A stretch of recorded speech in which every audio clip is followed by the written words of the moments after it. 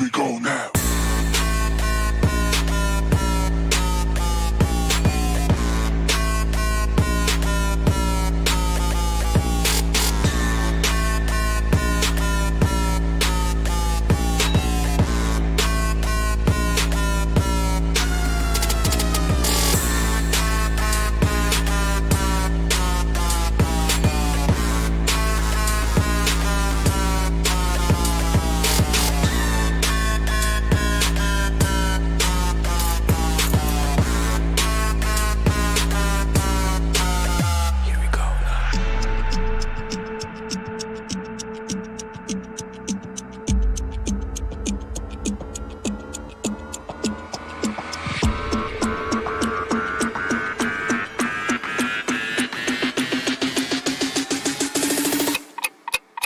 Here we go now.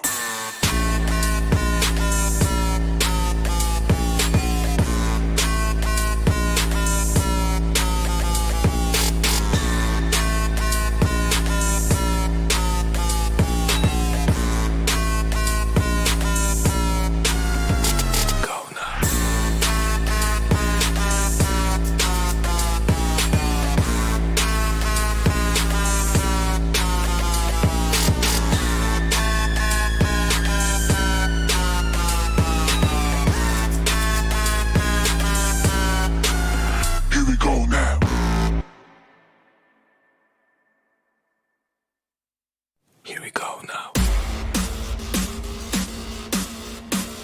Here we go now. Here we go now.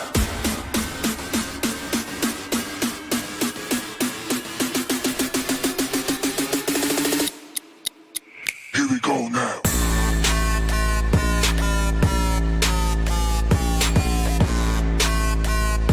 Here we go now.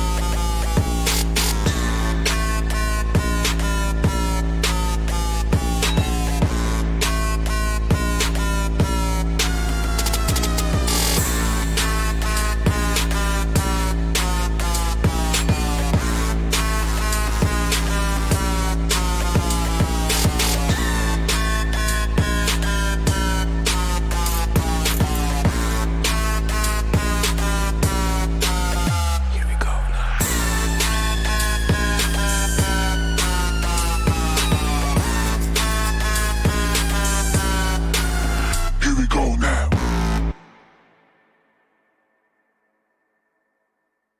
Here we go now. Here we go now. Here we go now.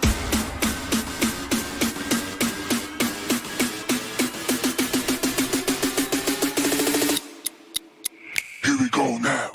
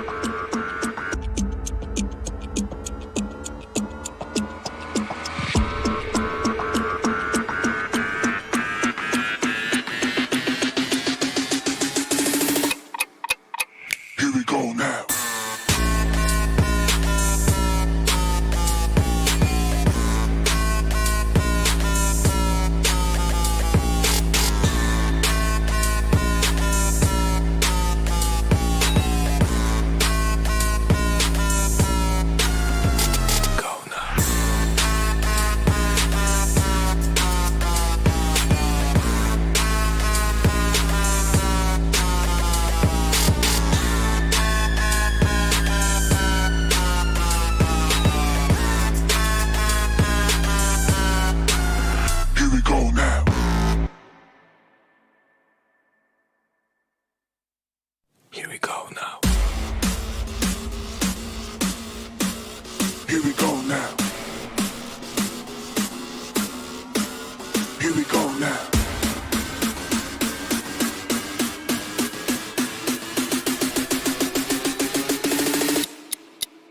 Here we go now.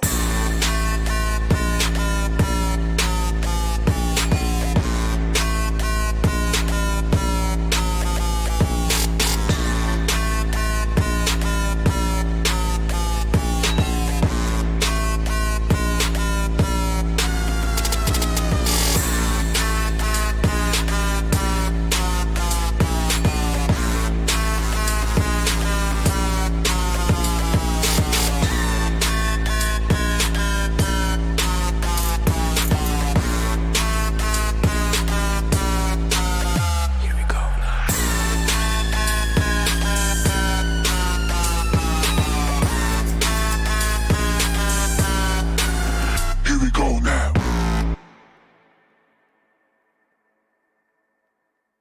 Here we go now.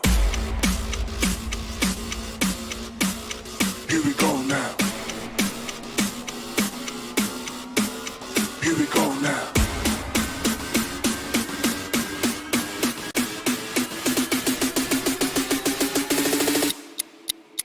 Here we go now.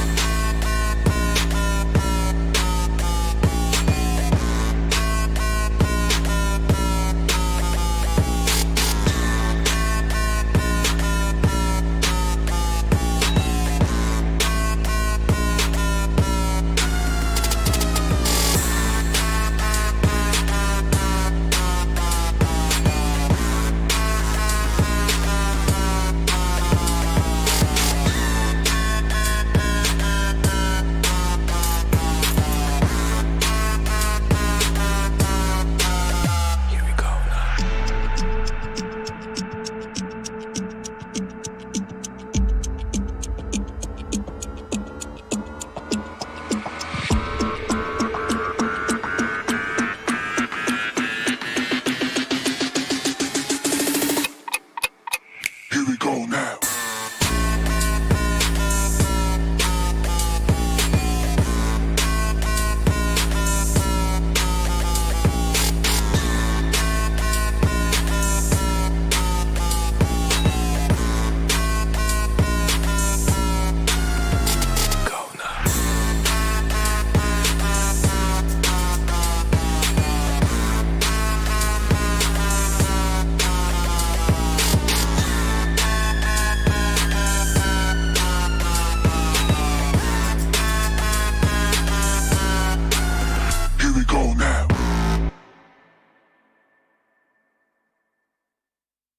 Here we go now.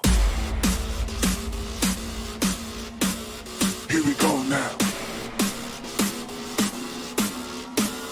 Here we go now.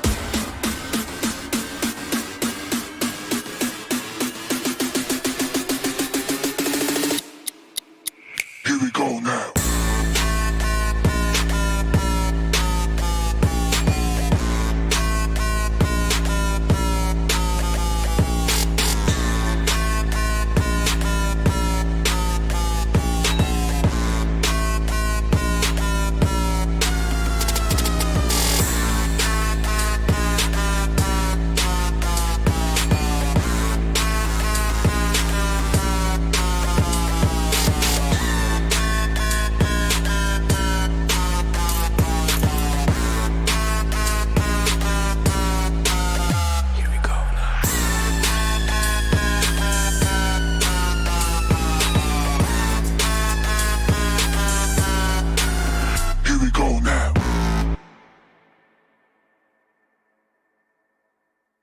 Here we go now.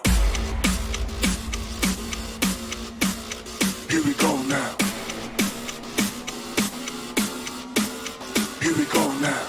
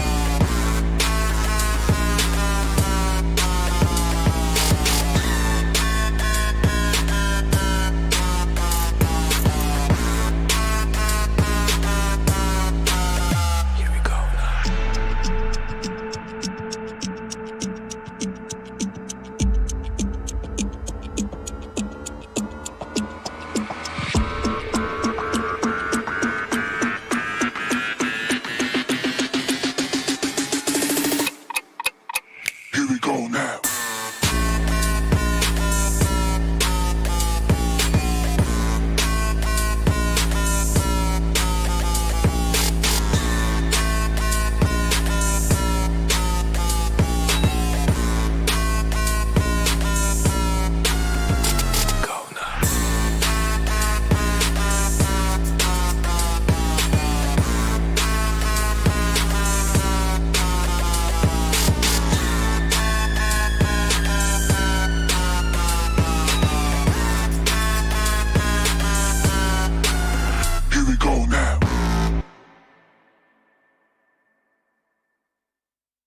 Here we go now. Here we go now. Here we go now.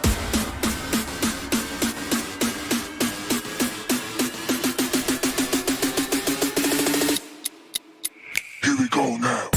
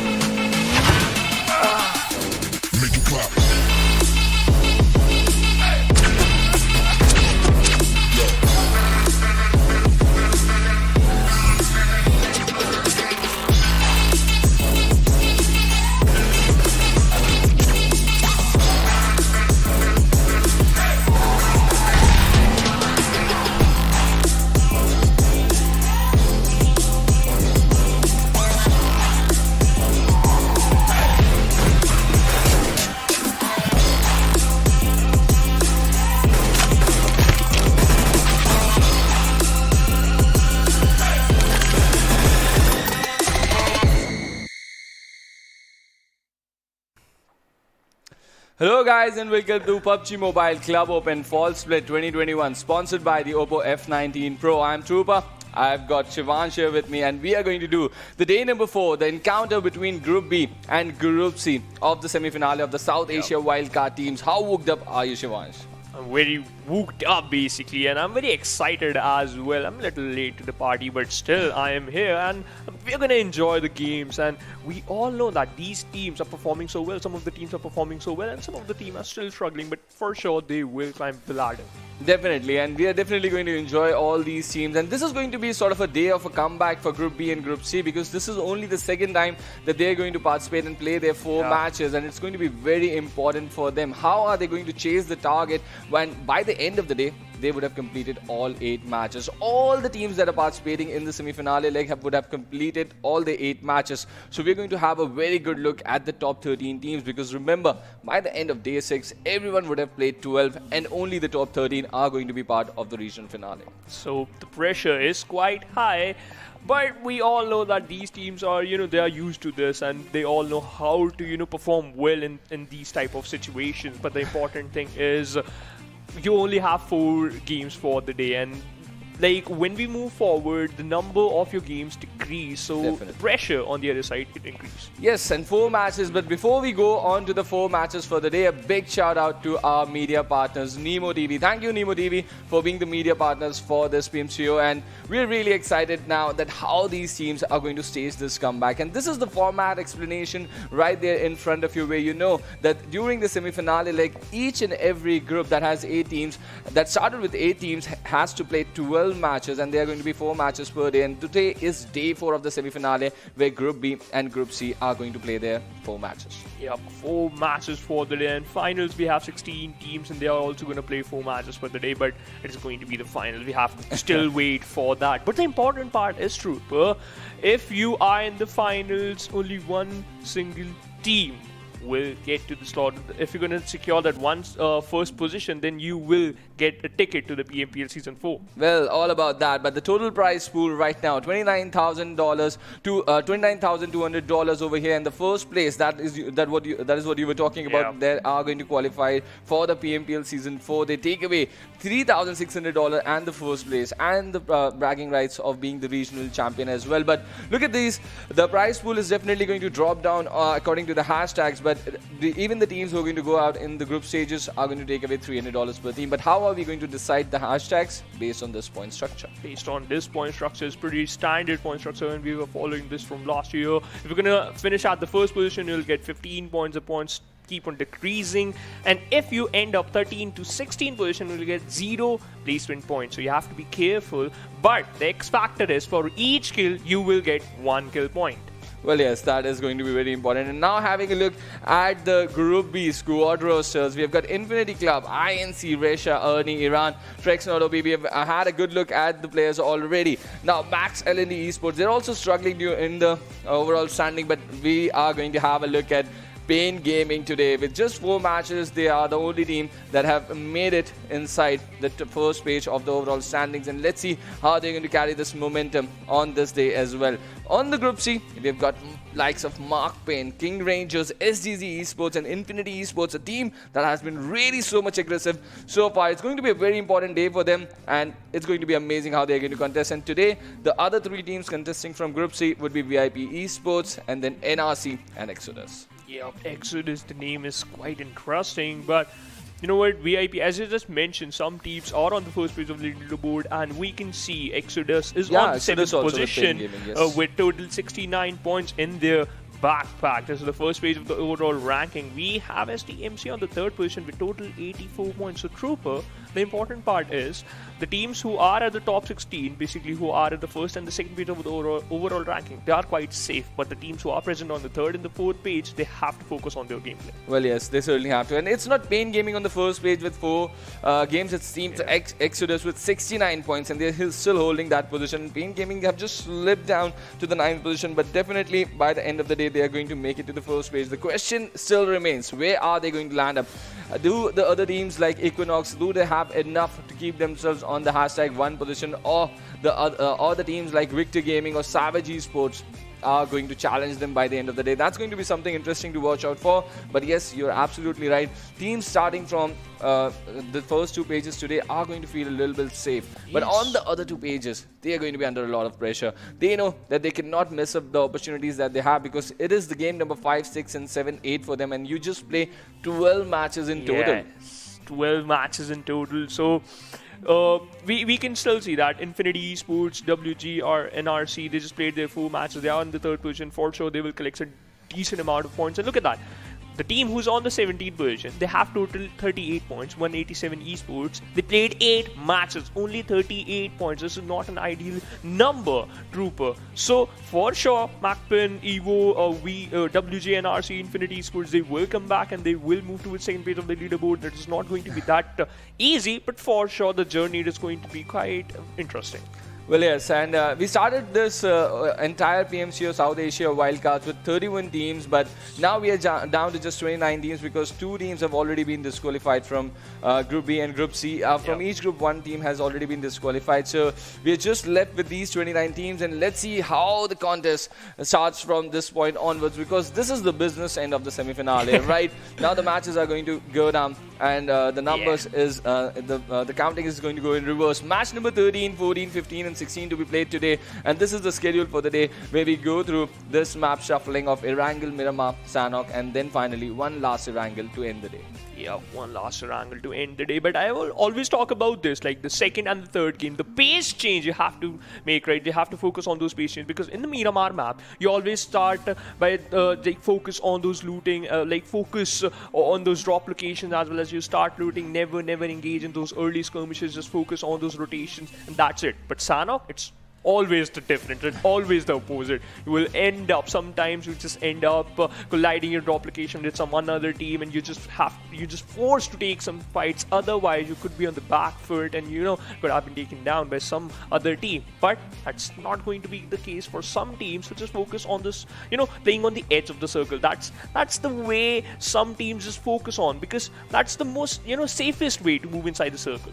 Well, it certainly is, and different maps have to have different strategies for all these teams. So this is the challenge for all these IGLs today, and they're going to drop inside 2 times in Erangel and once in the off maps of Miramar and Sanhok, and they're going to decide and showcase how they're going to play, because certainly some of the teams really need to change the strategies. They have been playing a lot of edges, and now it's time for them to move towards the center, I feel, because teams like VIP eSports, they've been towards the center already. They're getting some sort of results for themselves. So that is also something that you can learn, and we'll find out about that during the course of the day, because let's not forget, the champions of the South Asia entire region currently are from this region itself, Astra Academy, and the likes of all these teams, they've already shown that they're equally good in the skill sets, and it's going to be an amazing thing how they are going to showcase the second leg of the semi-finale, which we are going to start with this plane path right here in front of us from the northern shores of shooting range towards the western edge of the military island. This is the plane path, a slightly western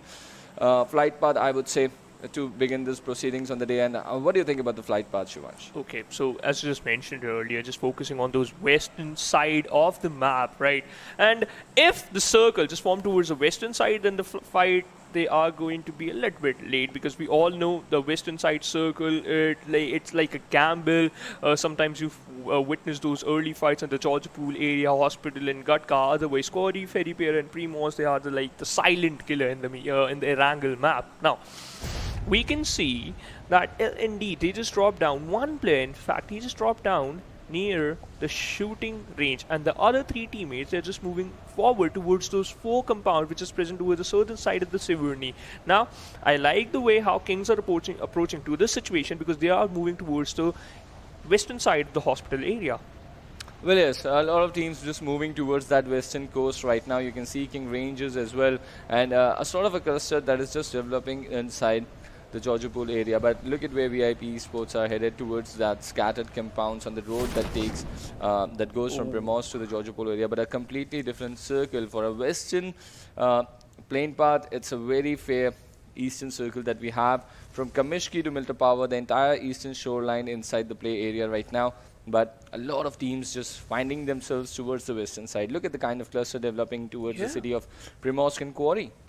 SDZ, they are just heading towards the pre-mosque area, so as Spain Gaming. Now, SDZ, if we talk about this particular team, they are on the bottom of the leaderboard with only 8 points, so not as much we as expected from them, but you know what, it takes time to just focus on a good start. But look at that, Warzone, he was running out in an open area. Samita spots him down, just gonna finish him off. This is the first blood for the day, as well as the first Erangel match as well, and we can see that Max L&D eSports, they gonna enjoy this compound for a little bit too long, but look at that, the first kill point, basically the one kill point is already been secured by this team. Now they are just moving towards the center of the circle, and they'll be collecting a lot of vehicles just like buggies, so that the journey is going to be quite smooth.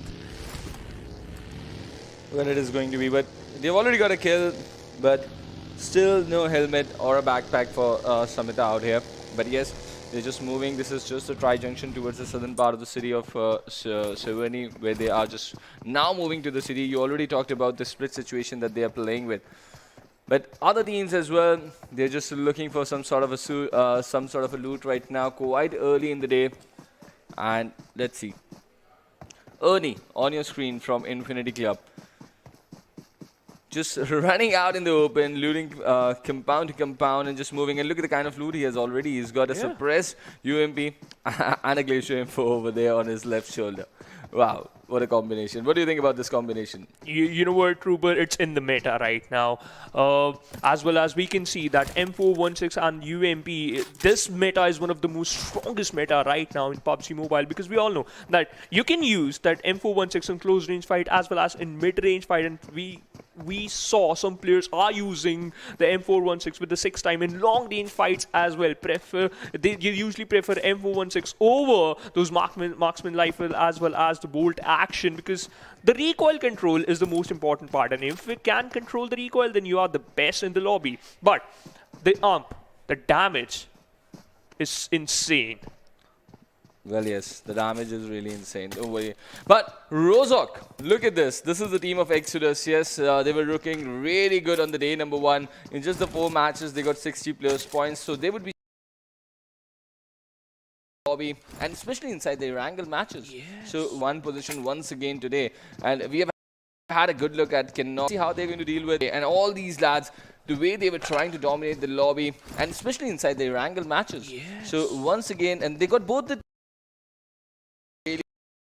really honest, but let's see how they're going to deal with today's lobby away. On the other hand, different new set of 7 teams that they're going to play against from Group C, and just a little bit of a homework would really help their cause, but they're getting a good share of loot from the city of Rozok right now. On the other hand, this team of Agent 47 EvoX, they're just looting up the northern city of Georgiapur and just getting ready. They've got the vehicles and they're already looking good over there. So they're looking looted up completely. One of the lads have 3 first aids, the other has 2.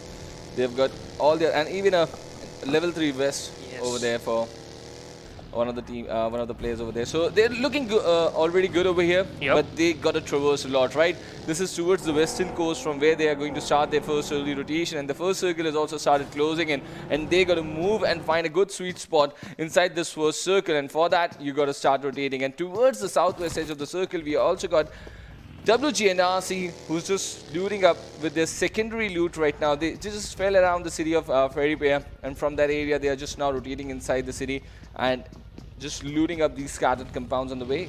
Yep, you know, looting those scattered compounds, looting those individual compounds. Sometimes you'll find some good loot, you know, sometimes you can find some M762 and M762 as well. One of the best gun, the fire rate is insane, so as the damage. Now, Savage Esports, they are just present toward the Yasnaya area, which is inside the circle, and players are looting those apartments. Look at that. Firstly, he already has 1 buggy. So yeah, his rotation. So if we want to do some early rotation, it is going to be that easy. On the other side, VIP Esports, it seems like they spots now the players of King, fire some shots and able to connect a single shot. Now they have that coupe as well as buggy. We all know the fastest vehicle in the PUBG Mobile, but they have to focus on those rotations. right? Because Trooper, they are almost 1200 to 1400 meters far away from the zone. And if any team, we already saw there are a lot of team present on the southwestern side of the circle, and they will, for sure, they will gatekeep for some teams who just focus on those late rotations basically.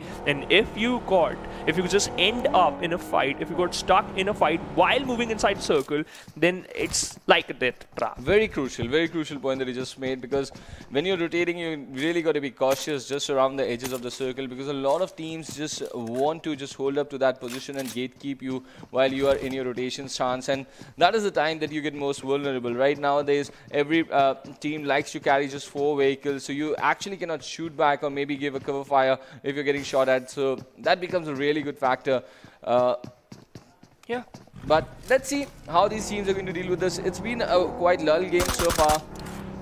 No big action coming up. Only that just one finish from Samita on the start of the game from Max L&D eSports. That's it, basically. That's the first kill we witnessed. After that, it's a slow-paced game, Trooper. But And look Samita. at that. Okay, again stepping up, taking down some players. And on the other side, we can see another team just wanted to join the fray. Well, yes. They're just finding themselves pretty close to multiple teams right now. On one side, they've got MAKPEN, the team from Bhutan. But on the other side, they've got agents just rotating in from the northern Georgia Pool area and now finding themselves pretty close to this bridge. And they're just not rotating anymore. They've taken control of the those terrains where there's a patrol station and all these ridges. Look at how Mirage is sitting right now on those ridges, trying to gather information and get as much information as he can on the lads of MAX L&D eSports. But we saw in the kill feed, one of the players from the side of SDZ, he got knocked out by the play zone. And we all know that that particular team just dropped down near the pre-mosque area, and now they're just dealing with the play zone, so as the players of Pain Gaming. So yep, it is going to be some interesting maneuvers from the side of SDZ. Look at that! This charging is insane. And Maxi, oh my goodness, that's how you're going to use an UAZ while you are inside the blue zone, and if you want to do some rotations, that's how you're going to, secure a kill. Look at that. From a distance, Pain Demo confirmed the kill of MXXAL. So, yeah, trade has been secured by both the teams. Now, both the teams have to focus on those rotations. Now, Pain Gaming, they already have that upper advantage because they are a little bit far away from the players of SDZ. Now, what they can do is they're just going to follow a different route. That's the only thing they can do right now. Well, they are going to, and this is Pain Gaming, right? They even lost their first player, Jimmy, on the first day of the first Erangel to a vehicle, but after that, they came back and they had a really amazing game. They went to the final circle, got some amazing points for themselves. So they would just be hoping if they can just repeat. But look at that. Mixful and Zan both have been picked off from SGZ eSports. It's just insanity. And Maxi, who's pushed into that Archer Tower over there, who was surviving and now making a rotation, moving in through that ruins area right now. But Team Classic have also moved in from the military base area. They've looted up that and now just making an appearance towards that Western Edge. Just the point that you were making, right? Yep. If they want, they can hold up at this spot and sort of gatekeep SDZ. But I think they're just moving ahead, and maybe they would be looking to go towards a better spot inside the circle. Now, Trooper, one thing I just want to mention, like King, their rotations are all being contested by another team. Look at that. Agent 47 literally spots down the players of King, and now they're just going to take him another. Koda, he got knocked out, and the finish is going to be here now. King. That information, that type of information, Poda just tried his level best to collect. At least he has that. Now his team has some information. That one team just waiting for them on the different side of that ridge. Now, they lost one player, which is not a good start you ever mentioned, but still. Really honest, I'm a little surprised with the kind of move coming in from Poda Whitey right now. He was doing the scouting job for his team, and he could have just gone up to this sniper tower, or maybe a little bit ahead where he could have just brought in the cover fire from his 3 teammates. That could have been a different story altogether, but he just went a little bit ahead with that vehicle. He just tried to pull off a stunt and has really been punished. And now his team has the information that there are multiple teams inside the vicinity, so they cannot rotate from here. But at what cost? At the cost of a player? No, that's a big price to pay. But just outside farm, we have the first airdrop of the game, ladies and gentlemen, with level 3 gears and a backpack and an extended quick draw mag. We have the AUG A3 over here that uses the 5.56 mm. magazine size. Nice weapon, to be really honest, but let's see if someone can sort of use that balanced weapon, balanced weapon inside this game here. Yep. In the first airdrop, and you know what, a trooper, I'd love to call it a luxurious weapon, because look at that structure of that AUG. It's mesmerizing, so has the damage. But players still focus on those M416. They still prefer M416 just because of that. We know that they know the spray pattern as well as the recoil control. But look at that. Teams are still focusing on those rotations, not engaging in a lot of fights. We can see teams lost some of their individual, but at this position, Pain, they are still inside the blue zone. What are they doing? I don't know. I think so. They're still scouting. They're still just waiting for that perfect opportunity. But Trooper, the important part is, if you're inside the blue zone, you are taking consistent amount of damage, and which will lead you to only one thing, and that is use your boosters. Well, you got to use boosters smartly, right? And that is a really important thing, because that is the only way you can take your health from 75%. Wow. Yeah. The Yasnaya Poliana circle with the lake just towards the western side. It's going to be interesting. But look at the number of teams already holding up inside the circle. Look at where Agent are. Look at where NRC are, where Victor Gaming are. And it's going to be a really problematic thing if they just hold on to their position. Even MAKPEN is looking at a very good spot. And if the other teams sort of try to rotate from that area, it's going to be a very difficult thing for them to deal with. But on the other side, Savage eSports, they have been inside Yasnaya Poliana since the start of the game. And they're just holding the eastern edge of the city right now. Those high buildings are going to be a perfect fortress for the lads, but let's see if the teams are sort of going to commit themselves inside the city, and that is going to make things really, really interesting over here. Yep, for sure, but look at that, the cluster of teams on the south now. NRC spots down the players of VIP, tried his level best connection shot, but that depth just working out in their favor, and this is one of the crucial depth right now. Susti on the other side, spots down though. Okay, surviving on 30% HP now. Look at that. The backup is already here, but Aqua, my apologies there. He's just moving from the back lines, and it is going to be a risky move, but still he's there. And look at that. He's keep on moving. What he's doing? And okay, they just want to secure this trench as well. But is this man is invincible or what? Literally escaping from every single bullet. He did, and that's a really good driving skills that he's showcasing. But the team is still sticking together, using the ditches beautifully right now. But NRC, team that was looking impressive, but still not making an impact on the overall standing, is now here in front of us, using this ridge and the compound in a split situation.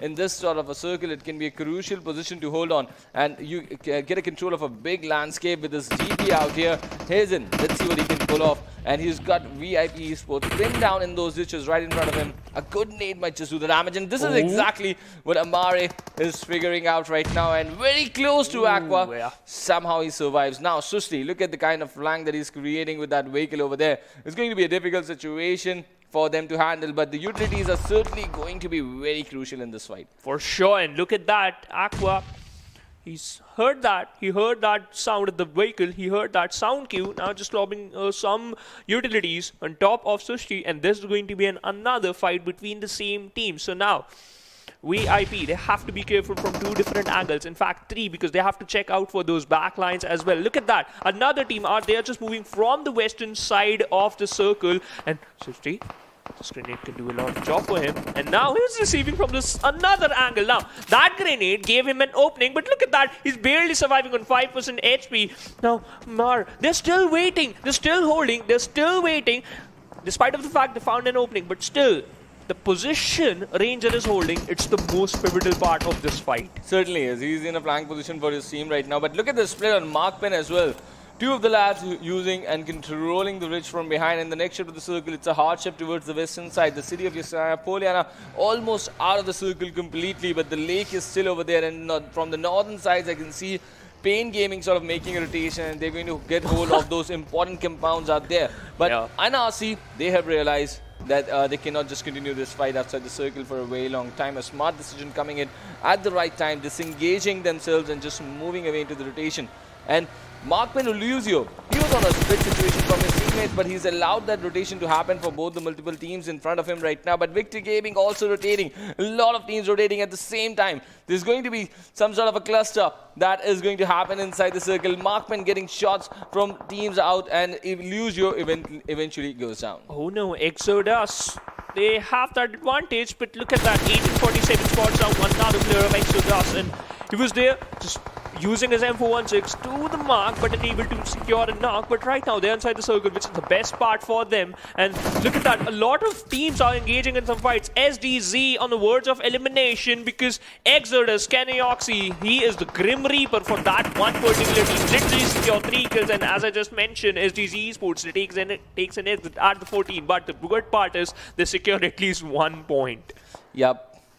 And that came against that vehicle run over, right? Against Miracle. But now, multiple teams inside this fight where Savage eSports is getting some kills for themselves. Even Infinity eSports are getting some kill for themselves. It's been a really quiet game for them, but that is not how we see that team play. But look at this, knock coming in for Exodus. Baymax with that DP66 right now, making an impression over the southwest side of the lobby right now, of the map right now. And let's see how far he's going to extend that impact, because the smokes have been deployed. Agent would be looking to regroup. This is the part they have been here on this edge for a very long time, but other teams have just rotated inside here. And L&D, what a beautiful nade. White goes down. Sneak on the ridge, getting shot. He's just got to be very cautious. Dilla has an exact idea where he is, and just a nade might do the trick against him. And oh, look at that rebound of the nade of that wall. But Leo, oh, this Molly, he's just committed himself, and they're just trying to give a fight back. Max L&D against this team of Infinity eSports. It's going to be a very interesting fight. Multiple players deployed. Leo quite low on HP, still surviving. Smokes being deployed for the revive. Even Pasta is getting some kills for his teammates. So it's an interesting fight developing over here, just towards the southern part of the zone. And in the backdrop, you can see VIP eSports trying to hold the center once again. But now Samita committing with that M762 towards the ridges, and the entire squad of Max L&D is just trying to wipe off Infinity eSports. Even White is knocked down. Sachir has a big responsibility to play, and that nade almost gets a knock for him, but he's still surviving over there. The follow-up nade goes towards Samita. Is the player going to go down? Okay, finally. He understands the situation, right, Rupert? Now, he's making sure that, first of all, he has to heal himself up, as well as to, pop out another smoke so that he can make an extra cover for his teammate so that he can revive. Now, on the other side, Max already bought a lot of time so that they can revive their teammates as well. This is going to be a little bit crucial. And yep, I was talking about this because that grenade, the damage impact was perfect to take down 2 enemies in just an instance. Now Sanchar under pressure. Utilities being used against him. How is he going to fight back? Samita just committing entirely with that M762. Look at that. Infinity eSports, they've been brought down on these ridges beautifully. MAKPEN, but now coming from those ridges on the other side and now try to make an impression. It's not going to be easy for Max L&D to loot up the entirety of the team, but they have a good amount of loot already. But they've look at that. They've heard the helmet vests already in this fight. It's going to play a very crucial role. But the kind of confidence that they're going to carry inside the final circles in this opening Erangel game is going to be really, really crucial. They have wiped out an amazing, strong team out here. That is Infinity eSports, and the rotation being spotted, and that M42X spray on the coup, just getting some damage. MAKPEN trying to enter desperately through the open fields just towards the southern part of the Yasnaya region. They're trying to make an appearance towards the southeast part of the circle, and they're going to find more challenges. VIP eSports is going to pour down lead on them as well. Exodus on the other side up against the players of Asian. Kitty on the other side is just holding a crucial angle. We can see that VIP, they are up against the players of SA, and look at that Hop with his amazing Uzi spray. Knocks down one player, instantly finishes him off. Now, Exodus, they have to be careful because we can see a lot of utilities has been tossed in their favor. Basically, not their favor, but towards their direction. And they are inside the circle, Trooper. So, what they can do is just hold this angle for a little bit more long. You have to survive until unless the zone takes a drastic change. But still, the backlines are cleared. Max L&D eSports take an exit at 11, but 6 kills has been secured by this particular team. Pain Gaming, they are still in the fray. Look at that. They're just present on the front lines. And wow, that was an amazing spray from the side of VG. Winners end the journey for L&D. Well, yes, LND. They were looking so good since the start of the game, but now they have been eliminated. They've already got 7 points out of this encounter, but this patrol station is under the position of Team Classic right now, and just outside, the ridge is being controlled by Exodus. I can see all the 4 players standing up for them right now, but the problem is they've got a team inside the flank position on the other side of the bridge. They are also trying to control the ridges. It's going to be very crucial. Look at Kitty just behind the team. When is he going to surprise even Cesar and Poda just holding up so patiently, so silently? Do Exodus have an idea about them? Because they're not moving an inch. They're just not ready to give away any footsteps if they can sort of backstab them. Or Ka has an idea. I don't think he has an idea. No. Same here, I totally agree with that point. I don't think so. He has an idea, but now they do. Yeah. Now they do. Yeah. Kenoxy just realizing, sensing someone out there, just trying to clear out the ridges, and they're committing players, deploying their manpower towards this side of the ridge now, and they're going to be really, really cautious because Agent have been silently sitting on the ridges over there, and they're going to make things difficult. But on the other side of the circle, Pain Gaming, we did witness them rotate from this Naya Lake, and they're taking control of these houses that are just outside the circle. They're trying to make spaces with them, clearing out spaces, and then they got to run out in the open, or maybe they have some vehicles. We're going to find that out pretty soon. But from the open spaces, VIP eSports also trying to make an appearance. As you just mentioned, VIP eSports just want to move inside the circle, but look at that. Look at that. Steva from the side of King. He is inside the water areas. He's present inside the pond, but still just hiding behind that boat. And in front of him, there's another team who are struggling right now. Infinity.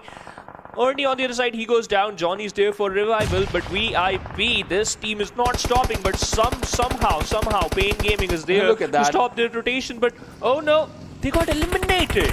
Well, yes, it was a cheeky gameplay coming in from the ranges out there. Steva made sure, and look at this, first being handled by Jimmy, beautifully taking down the lads of VIP on his own. He's taken 2 to 3 players down. Ranger is down as well. Aqua goes down, but it was Steva who just cleared out those ridges towards the eastern side of this lake, where he just made sure to use the boat beautifully. He's still surviving there. Yeah. If Pain Gaming do not have an idea, it's going to be very difficult for them. Opti is clearing out players with that mini 14 right now. He knows that his team needs to move into that direction, and they just got to minimize the number of players that are alive. And look at that, Kenny takes him down as well. No, Arthur survives, and this is a very crucial time. And even he goes down. Opti at the wrong time. The play zone is going to be here anytime soon. They're going to move out of the houses. Let's see how Pain Gaming are going to deal with this. He's holding on to the revive, but I don't think that the time is in his favor. Time is in essence, but look at that. Risha very close to the players of Agent. They are inside the circle, so yeah, they need this type of gameplay, and yup, the circle is favoring them right now. But VG damage, he's inside the smoke, taking down a lot of players. Hype on the other side, he will go down. Eventually was surviving on very low HP, and damage is the one just going to secure his kill. Now it's a 1v1 situation between these two teams, but Exodus, this split is going to be risky. It may, or anything can happen. It may work out in their favor, but they have cannot see. They have an idea already. Yeah. Now they're taking down players from Agent. Koda goes down here, and Kitty just trying to give a fight back. He's been picked off as well by Resha from the distance, so it's a completely different team. Taking some third-party shots out there. This is not looking good. Look at that. Pain Gaming also coming in from the flank direction out there. Damage on Cesar. He gets eliminated. Eventually, Infinity Club have stationed themselves just outside the lake, and they're using the ridges beautifully. So Pain coming in from the side of the city of Yasnaya, Poliana, and we've got Infinity Club just outside over here. We did see MAKPEN as well trying to survive behind those haystacks, and they've already got 5 kills with 3 players standing, so they're also looking in a very good spot. But how long? That is going to be the question. And Arthur has been pulled down from the side of Team Classic as well, and I don't think it's going to be an easy possible revive out there. But look at that, he's trying, he's making an effort. Eric deploying his smoke, running to his teammate and making sure to hold on to that revive button. But on the other side, Exodus trying to stop Infinity Club, but this is going to be very difficult for them, considering the fact that Infinity Club has been inside the vicinity for a very long time. They're just spotting them and pinning them down. Teams just fighting towards the edge. There's no one who can possibly hold center at this point. Yup, holding the center, it is going to be difficult, but teams are holding those side angles, those edges perfectly. Infinity Esports, look at that. Resha on just 10% HP. I don't think so that he has any type of heal now. He's just cooking on grenade, just gonna lob on top of the players of Exodus, but they already left that one particular area. Now. Rama just gonna eliminated. He got eliminated, but Look at that, Resha just applying some bandages. Sports down, Kesson just gonna knock him down.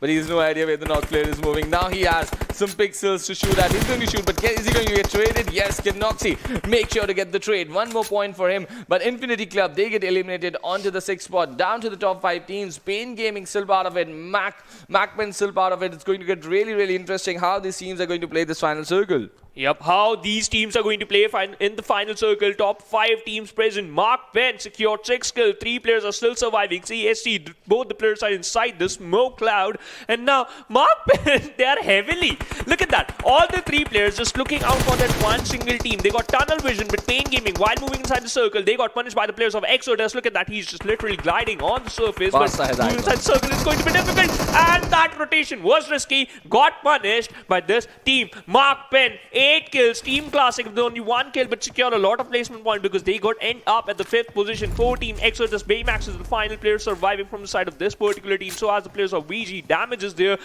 As I just mentioned, Victor Gaming, they takes an exit at the 4th. The combination of Pasta and Momo is really looking amazing in this final circle over here, and they picked up 1 more kill for themselves. Look at that, already 8 kills, and with this confirmation, they now add on to their tally with the 9th kill as well. They're looking so strong, so confident. Even Jimmy might go down to the spray. He literally does, but that is Baymax from the flanked angle, and the kill has been claimed by Illusio from MAKPEN. So that is the 10th kill for the team, and they're making a significant impact. Even likes of Exodus are falling down, and that is exactly what MAKPEN have been able to pull out over here. The team from Bhutan that we had our eyes on since day number 1, when are they going to show up with an amazing chicken dinner? The answer is here. Day 4, opening Erangel game, 11 kill chicken dinner for the team of Bhutan. Hashtag 14, where they have landed after the end of the screen. 14th position, and as it's just Super mentioned, the damage is all enough, like 1,790, 11 kills. That's not an easy task, but the way they were approaching in some fights, like we saw, like they literally just focusing on one team at single time. So that's the way you're gonna approach in some late fights, because if you're just taking multiple fights at a single movement, it might possible that it's just backfires. And I love the play they played, but I'm still waiting for the match ranking because we saw some of the teams, they were looking pretty decent. Exodus, obviously. Kinoxi is going to be the MVP, secured 6 kills, 892 damage, 1 assist only. Healing done is pretty decent. And it's not his first MVP, right? He's been just amazing there for a player for Exodus, and they were once again inside the final circle. This is exactly what Exodus were looking for at the start of the day, and this is exactly what they've got from their star player. 1 assist, but 6 kills and 892 damage. He's been just outstanding, amazing. Even Ka would not be far behind. The way they have controlled that edge of the circle, it was really remarkable. But I was really impressed with MAKPEN. The way they held up was amazing. The way they held up is certainly amazing, but let's talk about the top players. MAKPEN, Illusio is going to be there on the second position with 6 kills secured by this player. Pain Gaming, to be honest, they were decent. They were in the top 3, and that's why we can see 2 players from the single team, Demo and Opti, in the top players. Opti just secured 1 kill, but look at the damage. 815. It's insane, Trooper. Well, it certainly is insane, and this is a really good performance coming in. And once again, 2 players from Pain Gaming featuring over here, but it's a really good sign for damage as well. He got a damage of 689, and that was an amazing show for him. But now it's time to have a look at the match rankings as well, where we're going to see match summary, where we're going to see the top players perform and their stats as well. So Kinoxi got the highest damage over here, 892. Arthur getting the maximum utility used, but look at Pelzang. He's been the architect, the backbone for the team. 3 assists.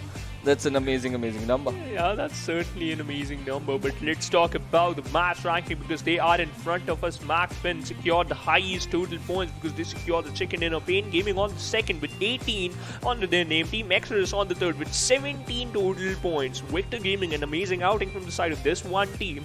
On the fourth with 13. Infinity Club on the fifth with 9. They really needed this, Victor Gaming, yes. And this is a really good start for the day for Victor Gaming as well. So 4 of the teams getting to the double digit, and just Infinity Club getting to 9 over there. Max, L&D, they were really good at the start of the game, and that is why you can see 6 kills for them. but just one placement point. That is a department they can actually work upon. But even Team Classic have got a decent performance in this game, getting 7 points. They were not looking good at the start in the overall standings. This might just give them the push that they were looking out for. But just 14 teams here, and these are the teams on the page number 2 that could not get some significant points out of this game. Infinity Esports on the 12th, SDZ Esports on the 13th with 2 and 1 points respectively. Savage Esports on the other side, we saw they were engaging in a lot of fights, Trooper, but they haven't found a single outcome from those fights, despite the fact they just secured only one kill. Yeah, but you know, I'm still waiting for those for the Miramar and the Sanhok and the second Erangel as well. But let's talk about the Oppo F19 Pro moments. Let's refresh our memories. Victor Gaming, their first kill has been secured. That was the first bird. But I love these type of moments when you just secure a kill by run over agent on the other side, when Marsh on the other side literally, you know, damaged King totally because their lurker as well as their scout Boda, he got killed at a very early stage of the match. But after this, that's why it was so intense. And this is Infinity Esports, one of the most aggressive teams inside the lobby right now, and even inside the region maybe. But they were pinned down over here by Max LND. It's going to be a huge confidence booster for Max LND, and maybe they can just carry this confidence towards the later part of the tournament. That's going to be really amazing for them. But Pain Gaming also shutting down the lads of VIP Esports, a team that likes to play center in today's meta of playing edges. And really interesting over there move coming in from VIP Esports. But let's see how far they're going to carry that strategy. But you made a really interesting point about Savage Esports, right? But the way the circle shaded out near Yasnaya Poliana, this is where they drop in, right? So, yes. So they could have had a big game over here, but they certainly missed out. But look at that. The full concentration, deploying the entire manpower on just one single team. That strategy really did work for MAKPEN because they had the information. They were here for a very long time and they were picking up on the sound cues, and it really worked out for them. And just seconds after they picked off Exodus, Demo was the last player to go, and he's an amazing player in himself from Pain Gaming. And look at that, the jump from Pain Gaming over here with 81 points in the overall. They are back into business onto the right end of the overall ranking. Hashtag 5th position, and Exodus with just 5 games. Look at where they are on hashtag 2 already. Yeah, 2 seconds been secured by this team, but still they're on the 2nd position. They need some more points so that they can hit that 3-digit mark. But these two teams, they were playing today, and these are the only two teams who are in the overall ranking from Group B and Group C. But I'm eagerly waiting for the second page of the overall ranking because the changes, they are going to be massive, Trooper. Because we saw teams like some of the teams, they were focusing on those placement points, and that literally helped them lots into gaming. They just secured only 7 points, but they end up at the 5th position. They had only 1 kill, but the circle just played an important role in those type of maneuvers. Why? We saw that the circle just formed towards the eastern side of the map, and it just take a random shift towards the Yasnaya western area of the Yasnaya Poliana. Now, the second page of the overall ranking, it is in front of us. Victor Gaming, as just mentioned, this was one of the most important match for them, and that's why they are the 13 with 54. Well, yes, this is a team that is playing from the qualified slot. This is their first PMCO, but now they are just making some announcement, and they've been looking impressive in the first 4 matches as well. But with this performance here in this game, they're now cementing themselves inside the regional finale as well. But let's see if they're going to keep themselves inside the top 13 or not by the end of the day. Another team that is Fear No One, not playing today. They've showcased some real amazing inspiration stories for them on the day number 2 of their matches. They were on the last page. They made sure to end up, they're still holding on to the 17th position, but it's going to be important for the teams that are towards the bottom of Fear No One. Can you just surpass them? Because just one good game can give you that sort of an opportunity where you can find yourself inside the mid area on the page number 2 and 3 of the overall ranking, and that is exactly what Fear No One did pull off.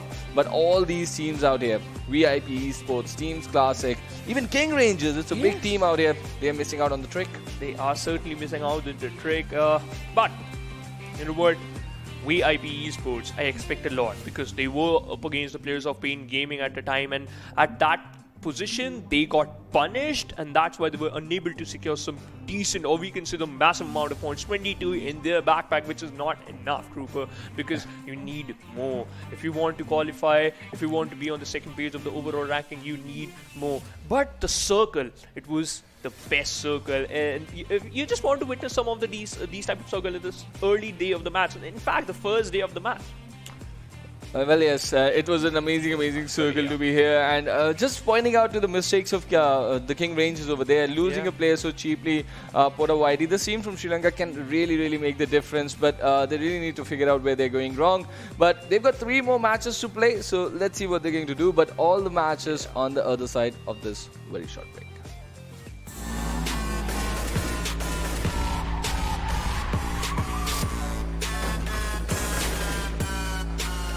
Here we go now.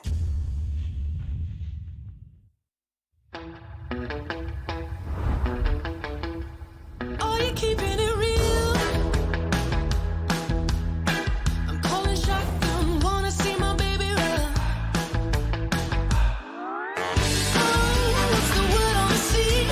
Kicking up the dust, you know what I mean. We got a good thing going. We got a good thing going on.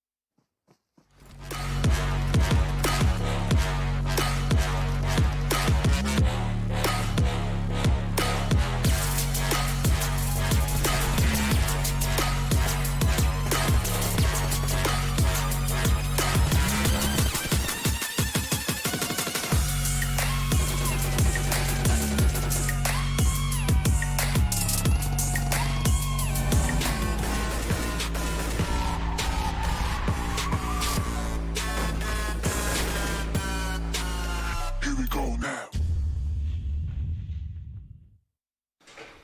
Hello guys and welcome back once again to PUBG Mobile Club Open Fall Split 2021, sponsored by the Oppo F19 Pro. And just before going to the break, we witnessed an amazing chicken dinner coming in from the team from Bhutan. MAKPEN getting that amazing chicken dinner for themselves. Hook up your fun. And how hooked up are you, Shivansh, for this Miramar game? Oh, I love Miramar map, Trooper, because this is the biggest map in the PUBG Mobile, and Lost Learn is the biggest city in PUBG Mobile as well. Now, we have the schedule in front of us, and this is going to be the second map for the day. First, Erangel, MAKPEN, they won the second dinner. The third map is going to be Sanhok. Then again, we're going to witness another Erangel for the end of the day. Well, yes, but this is time for some desert action. And how beautiful is that compound of Hasina de Petron in that picture over there for the map of Miramar. But yes, we are going to watch this action upcoming. But Infinity eSports, they're going to drop inside the city of Picado, right? We know, but no challenge for them whatsoever because Olympus is not inside the lobby. But how they were looking so aggressive during the early game. Whenever they got challenged on their drop locations, they were making good impact. They were getting good numbers, even carrying the momentum to the final circle. But that sort of a catalyst was missing inside the first Erangel. And even in the Erangel, they played on their first day on the last match, but they could not get good points out of both the Erangel matches. So that's the like heartbreak type of stuff, and you know, we expect more for them, but we have the plain path in front of us for the second match. So, and it starts from the Minas Del Sur side, from the southern side of the map, and just heading towards the side of La Cabrera, towards the northern side of La Cabrera. But Exodus, Trooper, they are playing with the 3-man lineup. What are your thoughts about it? Well, you were talking about heartbreaks, right? Yeah. So just that would be it. But this is sort of yet again a western plain path, and the cities towards the eastern coast are going to be really difficult to traverse. And Los Leonos, that you were speaking of a little while earlier, the biggest city, teams might just glide towards the western edge of the city. On the outskirts, it's going to be really interesting. Look at that. Even MAKPEN going in that direction, King Rangers moving in that direction, and Exodus moving in the direction of the city of Los Leonos. So some interesting contests might just develop towards that part. But look at that. Is there any team in Chumasera? I don't think so. No, not a single team just head on towards Chumasera. I'm still wondering why. You will find some good loot out there, but Trooper, to be honest, I'm sorry you are not going to witness an Eastern Circle, because I think so, in my personal opinion, I think so, you're not going to witness an Eastern Circle, but let's see if it's true or not. But Junkyard, again, okay. So this is an Eastern Circle, but it's a Southeastern Circle. So yeah, my point is still clear.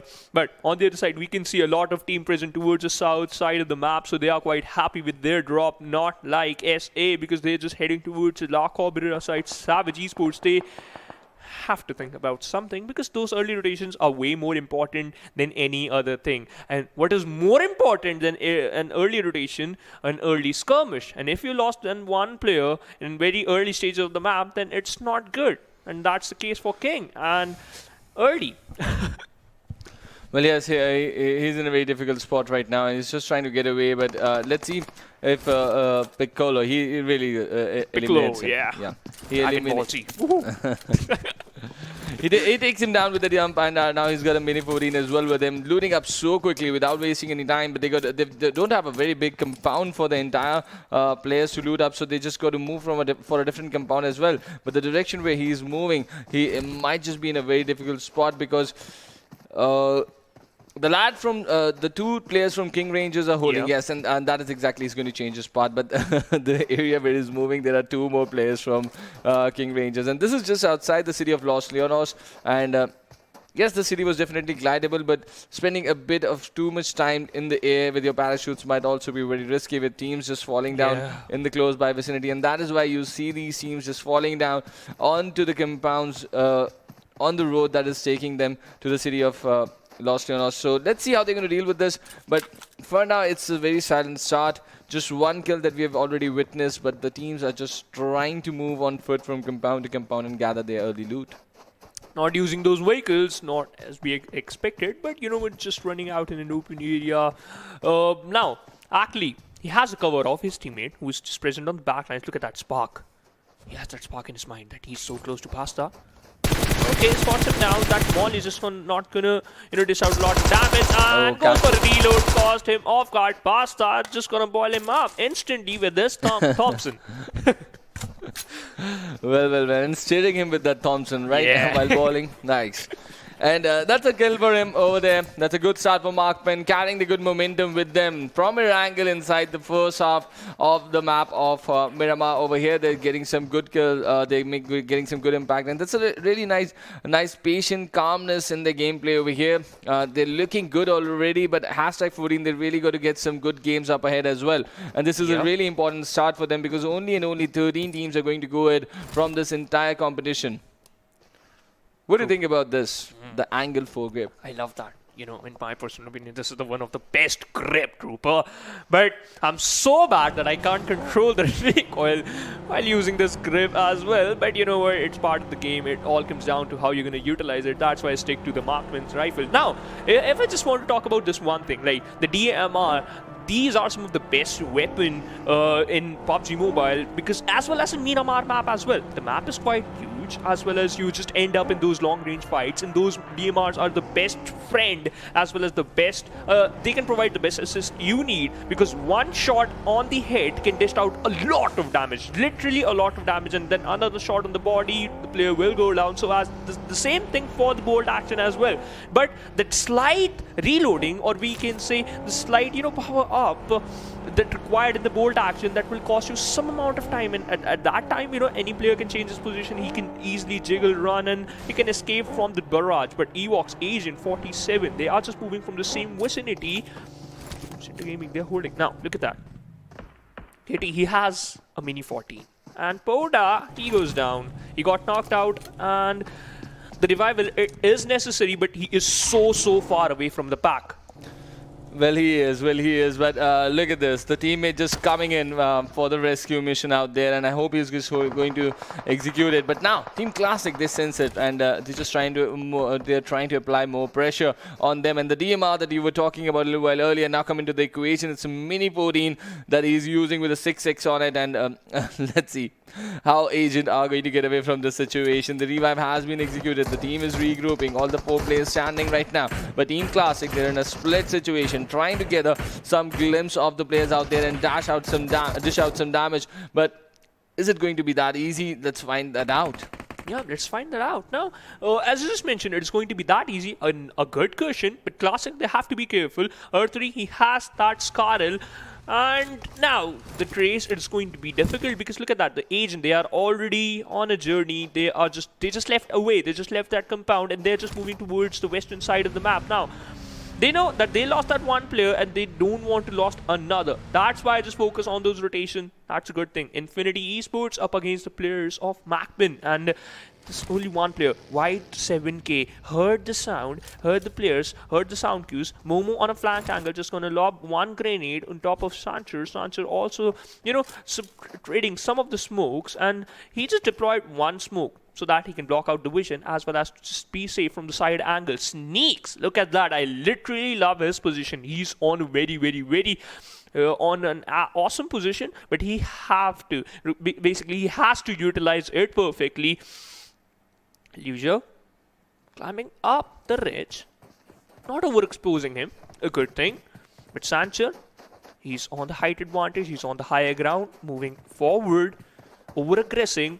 Now this could cost him, but still waiting, still collecting a lot of information. Both the players are sitting together. Now, if any player just falls down, the trade is going to be here. White just cooking another grenade.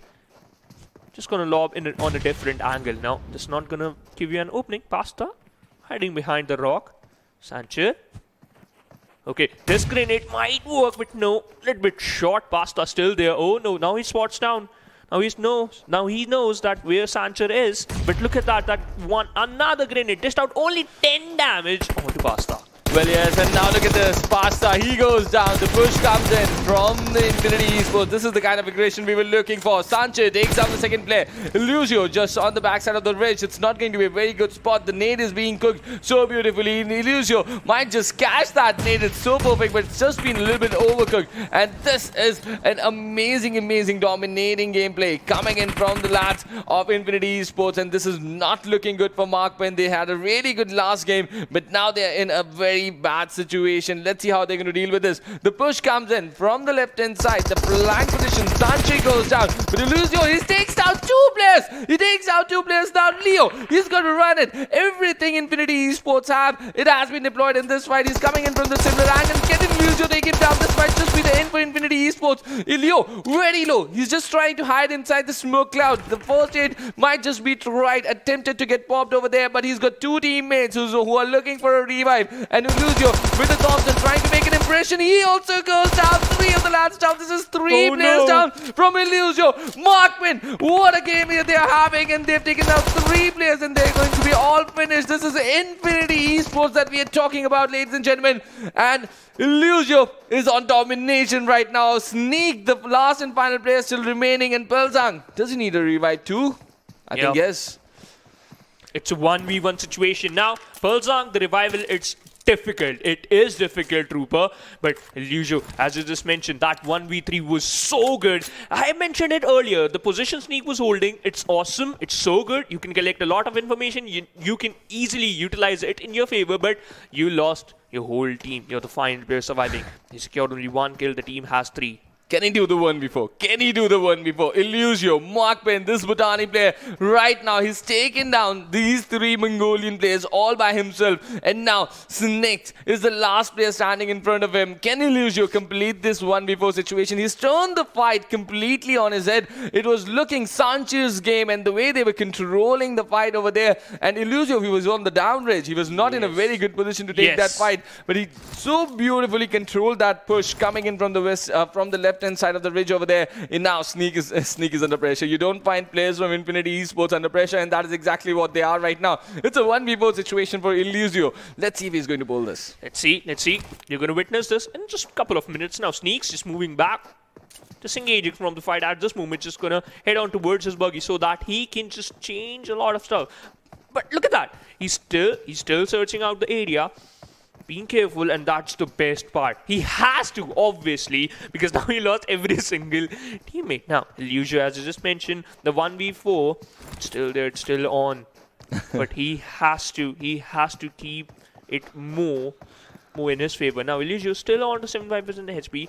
He haven't applied a single boosters yet. I'm wondering, he has one or not? I don't think he has, but he took down 3 players. Has he looted them good enough or not? That's also going to be something to watch out for. Sneak, he's just moving in closer with that M4-3X, trying to pin him down, trying to take the revenge for his team. But now, let's see, is this another new team? Yes, Infinity Club now coming into the equation, very close to where these players are, but somehow now moving away from rotation. So, they're not going to be part of the action pretty soon, but they've got teams inside the vicinity. Let's see how they're going to deal with this now. Just checking out on those ridges from the distance, trying to gather information. There was a rotation that was happening, shaping from that part of the map not very long ago, but they've got the information now, but they are just moving away from the situation. And let's see where they're going to station themselves. Let's see where they are going to station themselves.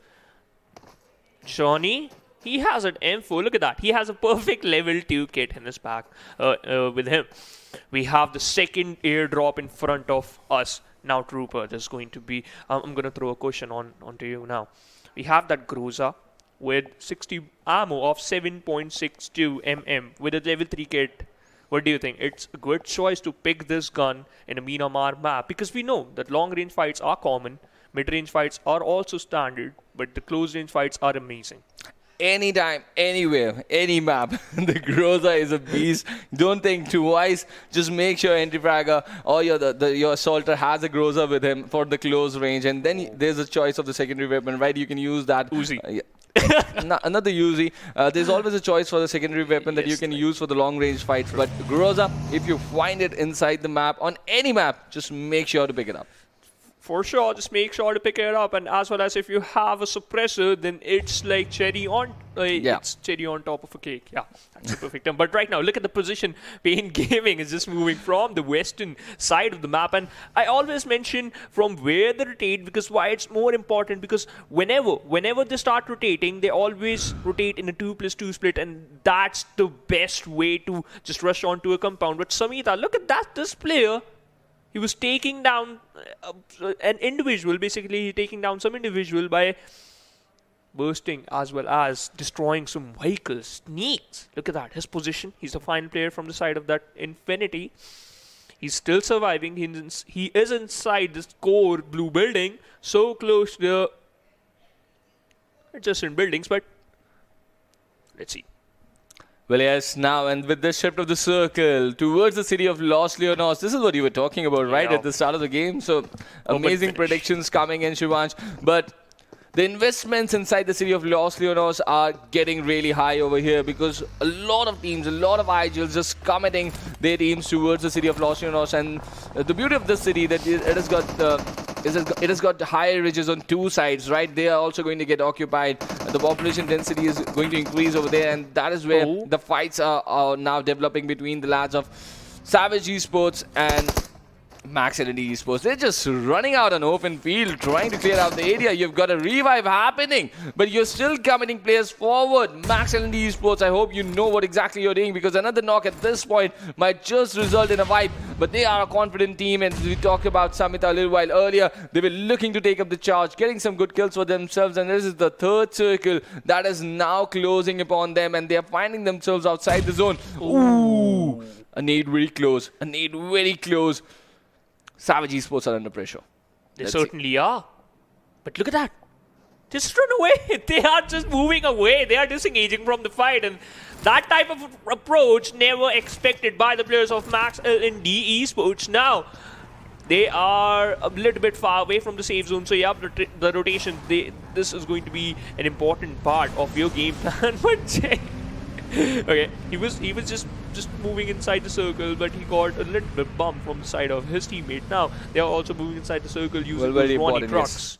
Very important to make that rotation now. Suddenly the blue zone is here, but now we spoke about one piece, and there's the other cannon out here on the open field. The green cannon out there, just towards the western shore, and Team Classic very close, and Team SGZ also just making an appearance inside the city. The northern ridges of the city of Los Llanos are now going to come into the equation when NRC is already seated up. Pablo, Susti, Amare, they're going to come there, and VIP eSports already stationed. Even look at that rotation coming in from Team Classic, so there's going to be a collision over there.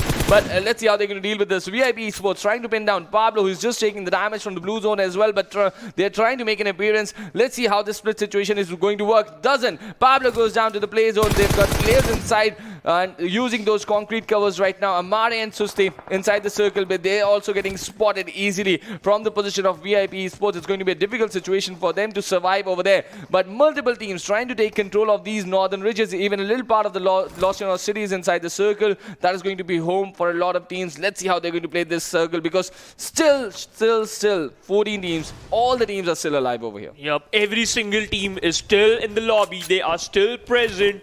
But the important part is VIP eSports, they are holding a very crucial angle right now. They have the cover of this mountain. Hazen also go down by the play zone. NRC eSports never ever expected this, but Shusti received a lot of damage. Right? Oh my goodness, Ranger with his mini 14 instantly knocked out Koda. Now, he knows where he is. He knows where he is hiding. But Tela on the other side, he was on the receiving edge. We can see that this particular team is also engaging in a lot of fights. Hershey on the other side, closing in the distance. Max L&D eSports in a bit of trouble. Hershey, he needs a revenge. He's ready. He's ready for that revenge, and he's cooking up one grenade. This could be lethal.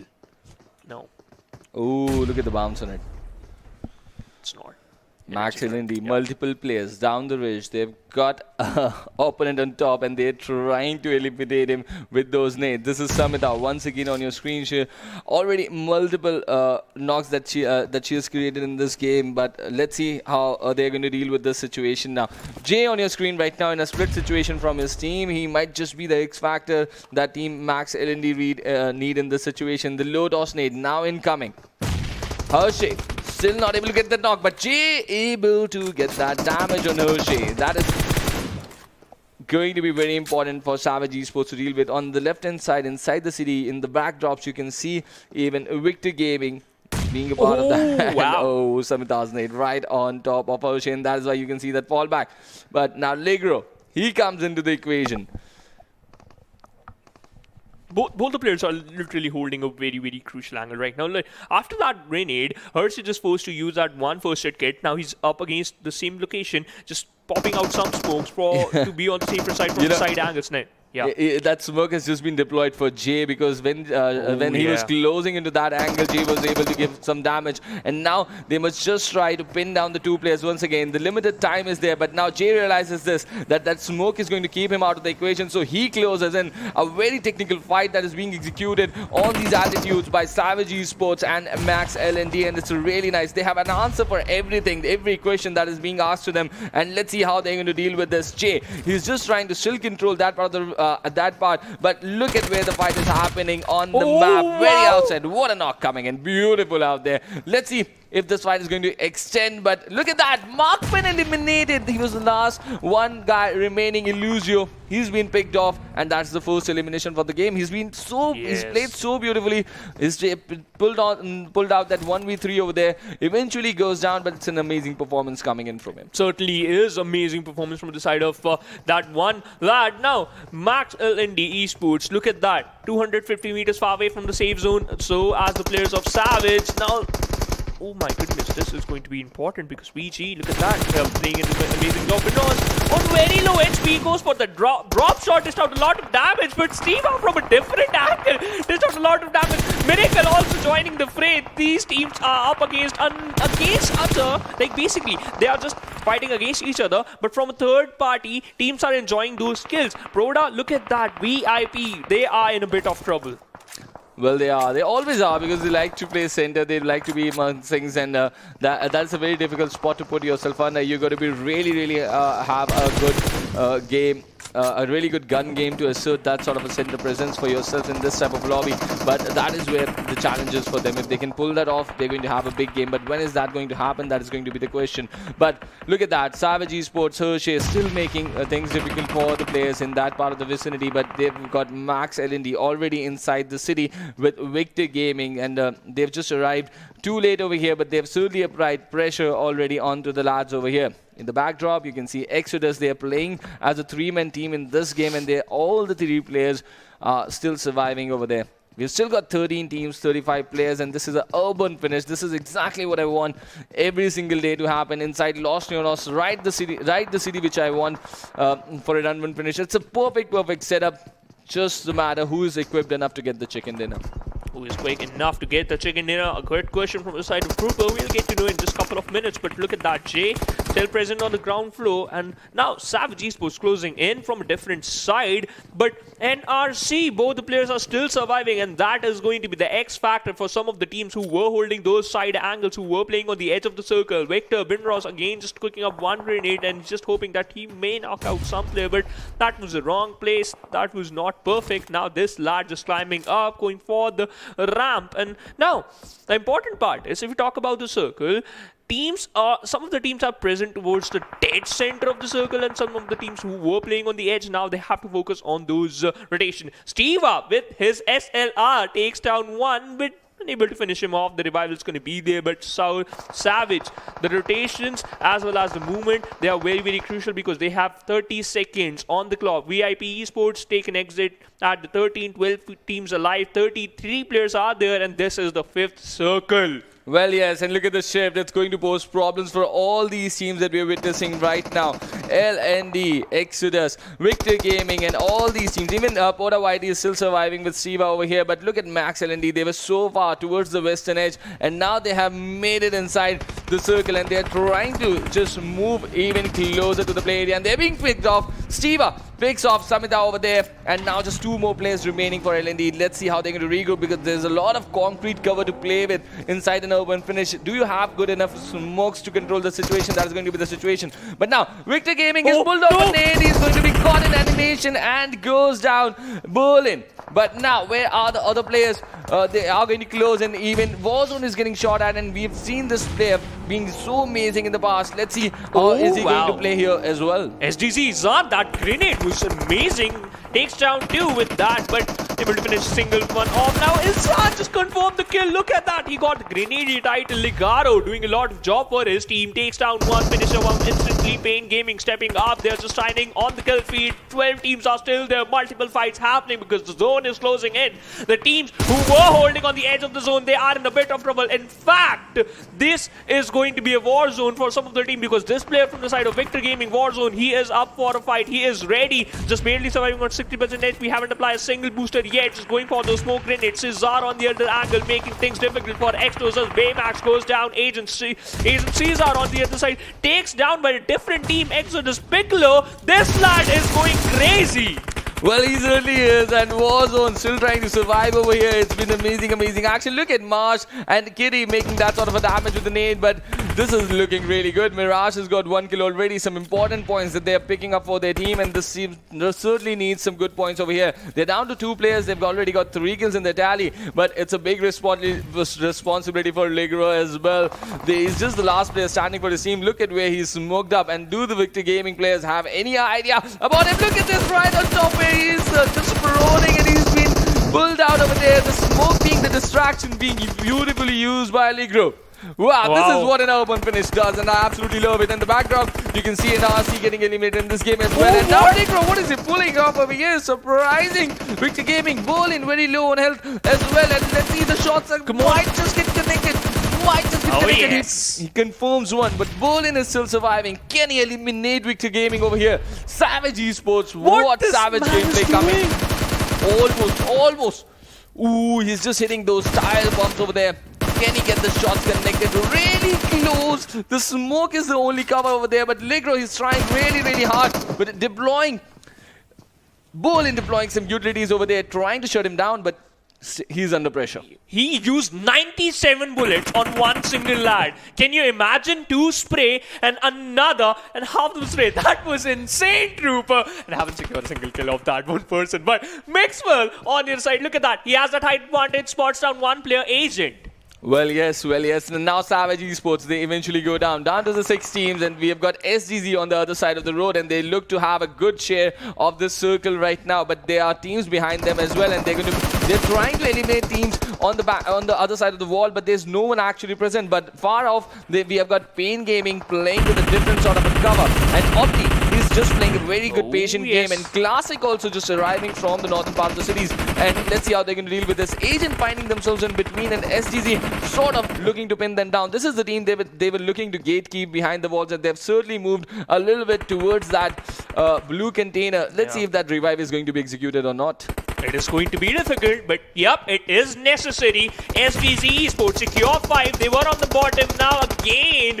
Oh no, I thought they are going to be on top, but look at that. Pain Gaming on the other side making things difficult. So as the players of center now, Insanity just making that wide, being unable to secure the single kill, running back, and this is going to be important for him. Classic on the other side is going to secure that kill. Switch to his M4, reloading. His helmet is totally damaged, but now he's just going to collect a fresh level 3 helmet. His level 3 kit already completed. Team Classic, Kenzo, he will get a revive because the revival has already been initiated. Center, this team is doing amazing. SDZ just brought down to 2. That revival from the side of Agent is successful, and both the players are still alive. Pain Gaming, they are struggling. 4 players are still there, but the important part is they have to move inside the circle because they are on the edge. The center is just close to the SDZ. Well, yes, and that's why they're deploying the smokes right over there from the northern side. You can see Classic still surviving in that concrete cover. The spaces are getting crumbled for Berlin over there, however. Let's see how far he's going to survive. And Agent are finding themselves in a difficult spot towards the southern part of this road. If they have to move northwards, how are they going to do that? Is going to be really, really difficult. And they've been spotted deploying smokes out there, but it's going to be a very desperate run. Let's see. And there's a nade incoming. Just wait for that. Okay. We have to. Miracle. Come on, you can do it. Oh, it is out. Oh, yeah. Goes down to the Molly. But whose Molly is it? It's Temo's Molly out there. And they're just being on the receiving end of these utilities so beautifully. And the circle is now going to start closing on them. 3, 2, 1. Agent under a lot of pressure. But now Pain Gaming deploying. Playing a good utility game. Trying to apply pressure on Classic as well. And Agent, they do not look in a very good shape right now. They might just go down any moment. But still, SDZ have that good concrete cover. Yeah, they have that, but the man advantage, it's more important, Trooper. Classic on the other side, all the 4 players are alive. Koda on the other side is playing an important role because he has a lot of information. They can work on Mixwell, just making things difficult from a different angle. Jimmy, oh my goodness, he is rotating. So has his teammate, but still taking a lot of time. Kate, oh my goodness, M249 players are using those M249, but players are going down with those options. Eric knocks down another, but he goes down with the retaliation. fire. Wow, gets traded in a difficult spot. Down to 3 teams now. Even Eric is on domination right now from Team Classic. First time inside the PMCO leg. This is very important. Demo takes out, shuts them down. Classic was so good until Demo hit them and hit them really hard out of this lobby. But they're going to get some good points. But SDZ, a team that we were telling to take inspiration from Fear No One, makes it to the top 2. Mixwell, now it's all up to him. A 1v3 situation. Pain Gaming in front of him. He has a TVP cover. He takes one player down. Mixwell is under pressure once again, but eventually goes down, and Pain Gaming take their first chicken dinner. This is their first chicken dinner. They have been so consistent. Oh, I think Pain Gaming took the first chicken dinner. This is their second chicken dinner because they got Erangel as well. So it is an amazing, amazing performance coming in from Pain Gaming. The second chicken dinner that they execute, and look at where they are standing inside the overall rankings. Hashtag 2 position with 2 matches to go in the day. This is an amazing performance coming in from Pain Gaming. Wow. Never expected, like SDZ never expected that they were so close, but at the end, Pain Gaming snatched that chicken dinner from their mouth. But 5 kills, only 5 kills, Super. Why? There's a massive reason behind it. But let's talk about the MVP first. It is going to be Team Classic. Eric secure 3687 damage, 0 assists, just focusing on those individual skills. Now, why I'm talking about this, just 5 kills, because till the 6th circle, the team has 0 kills. And they were playing on the edge, and they were taking a lot of fight from different teams. We talk about King as well as other team Infinity. They were taking down some teams from distance, but at the end, it was that one compound they were holding. There was a time when 2 players got knocked out, only 2 players were surviving on low HP, but the revivals were being initiated. And after that, when every single player is on 100% HP, they rushed towards that one compound and secured a chicken dinner. Well, yes, but a certainly good game coming in from Eric, surviving till the end, but they were really shut down by Pain Gaming. And the point that you were making, that yes, Pain Gaming were really silent in the mid game, but yes, they made their presence felt inside the final circle, and certainly dominating was Demo there. 540 damage inside the final circles with 3 kills to his name. It's been an amazing, amazing performance coming in from him. The way they control the final circles, they certainly showed experience in their gameplay, and which is really important. But that moment from Elisio, that almost 1v4. Yes. Brings him inside the top players of this game. And this is the match summary in front of us. Demo with the highest skills, Resha with the longest distance skill, Eric getting the highest damage and the MVP as well for the game. But Victor Berlin, he was just surviving over there. Victor Gaming Berlin surviving over there with 13 utilities. He did a pretty decent job for his team. Certainly did a pretty decent job for the team. But Ratel just gave 2 assist for his team, and that's the maximum in this game. Like, players were literally heavily dependent on those individual skills. But right now, we talk about the match ranking. We have in front of us SDZ eSports on the second. This type of start, they need this type of start, right? Exactly. Finally, they secured match. This is the kind of a performance that SDZ eSports needed, and they were on the last spot, and now they are looking good. They are just pushing themselves in a very good spot inside the overall standing as well. It's going to be interesting to watch out where they're going to find themselves.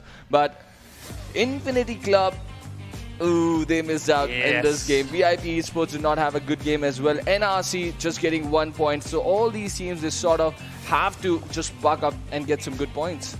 Certainly have to buck up and go at points. Like, their focus has to be on those massive points. But MAKPEN, Pasta, this was the first fight they were entered. But after that, Infinity versus MAKPEN, this was phenomenal. To be honest, that 1v3 we're going to witness in just an instance. And look at that, Illuso was so good with his playing style. Right, re-peeking from the same angle and still securing a lot of kills. That's an art. Well, that certainly is an art. And let's see how Illusio, and that with the Thompson, the buff on the .45 coming into the play over here. You wouldn't have seen this earlier, but this is what the Thompson can do. And if you haven't tried out so far, just go and try the UMP and the Thompson. The kind of results they're giving in the close ranges, and it's been just beautifully showcased here by all these amazing players. And look at this. This is Pain Gaming inside the final circles. Stable, just decimating down the lads of Team Classic. They were so good until the point they hit him. But that final circle encounter was also a really good one. Mixwa, he had his moment, the 1v3 that he tried to pull off. He got a knock, but was shut down eventually. And some good points coming in over there for Pain Gaming. Second chicken dinner. This is what I was talking about. They got their first on the last Erangel that they played on day number 1.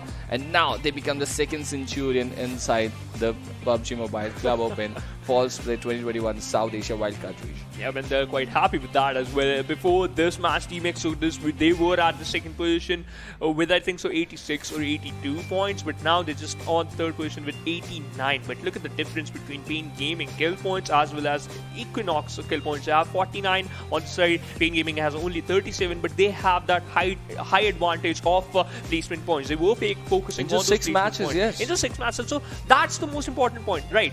If you keep on securing some chicken dinners, if you're being consistent, if you're in the top 5 every single time you've just finished in the top 5, you have massive amount of placement points in your backpack. Well, certainly. And look at the jump in coming in from Victor Gaming out there. 67 points in total for them. They're also looking good on the 9th spot. And this is a team that has qualified through the qualified slots. And they're looking good already. Would be really interested to see where SDZ is going to find themselves. But fear no one. Still on the 3rd page with the 19 points. And where is SDZ? Oh, still not here. I was hoping they would arrive at the party on the 3rd page here. They got 18 points in this last game. So imagine how low were they in their overall points. They could not make it to even 31. So that's the kind of momentum now they need to carry forward in the upcoming Sanhok game. It's going to be very important. And they got 27 in total. So 18 from this game, but only 9 before that. That is where they were lacking. So they really got to buck up now. And SDZ eSports, they got to start because just 6 more matches remaining. And this can be the perfect timing for them to get some momentum. And you know what? To surprise every single teammate who were thinking that, yeah, SDZ eSports now, they will never fight back. They're just on the bottom page of the leaderboard. And now SDZ eSports, they were so good in that particular Miramar map, and I loved it. I literally loved it, the way they were in a fight. But at one single approach from the side of one single player from the side of SDZ, he were out in an open area up against the players of Classic, and that's why he got punished. But the important part is they're improving, and that's a good sign. The sign of improvement we can see from the side of SDZ. Let's hope for the best. Well, yes, they got 14 points, placement points so far, and out of which they got 12 over here in this very game. So that's the department they really need to work upon if they need some good points. But SGZ, this is a team that was in hashtag 14 in the previous PMCO. Let's see how they're going to climb up the ladder. But all that action, those 2 matches that are remaining today on the other side of this very short break.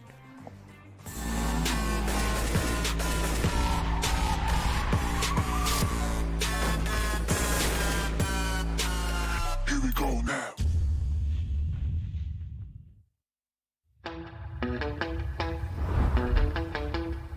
Are you keeping it real? I'm calling shotgun, wanna see my baby run. Oh, what's the word on the sea?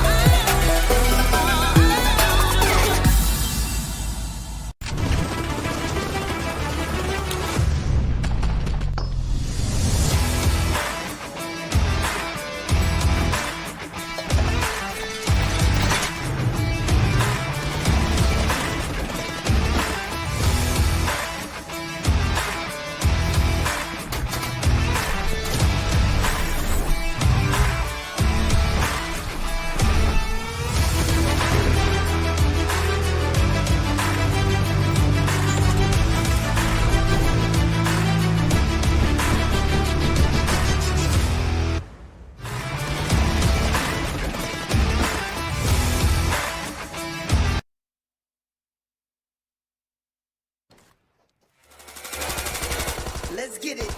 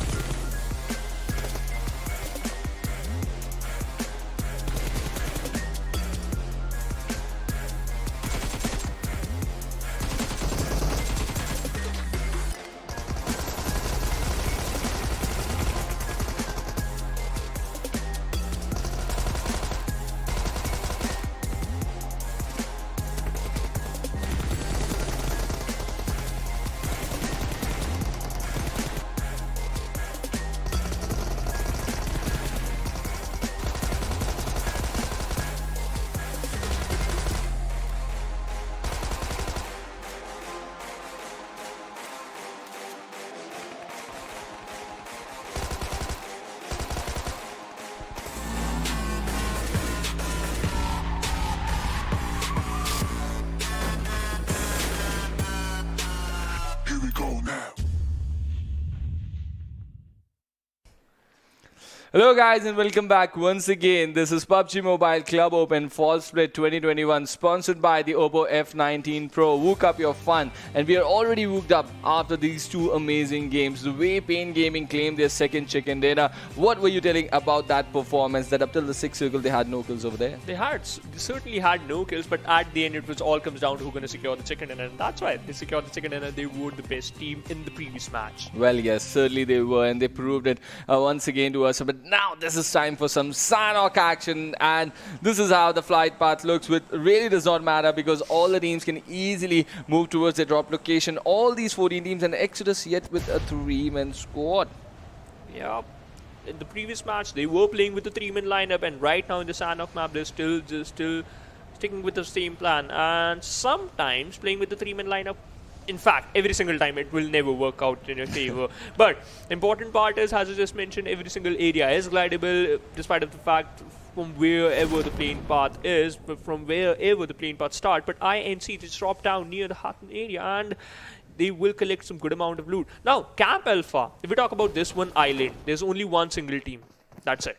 I think you were talking about Los Leonos before the start of the Miramar game, and the final circle went there. So you're sort of just picking up Camp Alpha for the final circle this time as well. Let's see, and if the circle has already been predicted here by Shivansh. But look at Paradise Resort. Victor Gaming already there. I remember in the last Sanhok, Victor Gaming were really good, and that was the first game for their fourth lad Warzone, and he almost picked up a chicken dinner over there with an amazing performance. But they ended up on the second spot, and I think it was Team NAIKON who got that chicken, but they're not here in this game today. So let's see where the circle is going to be. Is it once again going towards Paradise Resort, or is it going towards the Camp Alpha Island, just how you predicted a little while earlier? But just one team on that entire Camp Alpha Island, but multiple teams already on the Camp Bravo 1. So if the circle really does go towards that part, it's going to be a lot of rotations that we're going to witness. Yep, it is going to be a lot of rotation. We might witness a lot of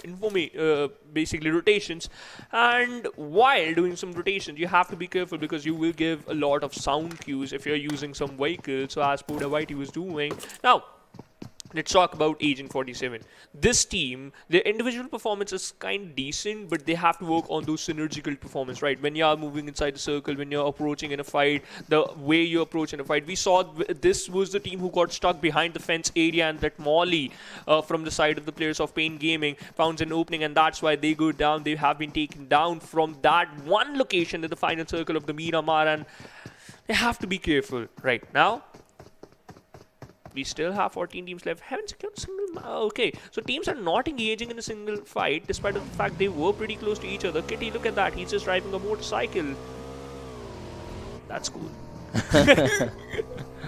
Well, yes, it is, but this is Agents, right? They've got a pretty decent Erangel game behind them. They were looking good inside the Miramar game as well, stuck behind the wall, and they were pinned down by those utilities by Pain Gaming, and even SDZ had a role to play over there. But now it's time for some Sanhok action. But really a silent Sanhok, to be really honest. Yes. I wasn't expecting this to happen because Sanhoks are generally fast-paced games right from the word go. When the players just drop in inside this inside the map, but they've found some really good spots for themselves where they've just sort of avoided all the other players, all the other teams somehow. No first blood drawn so far as well.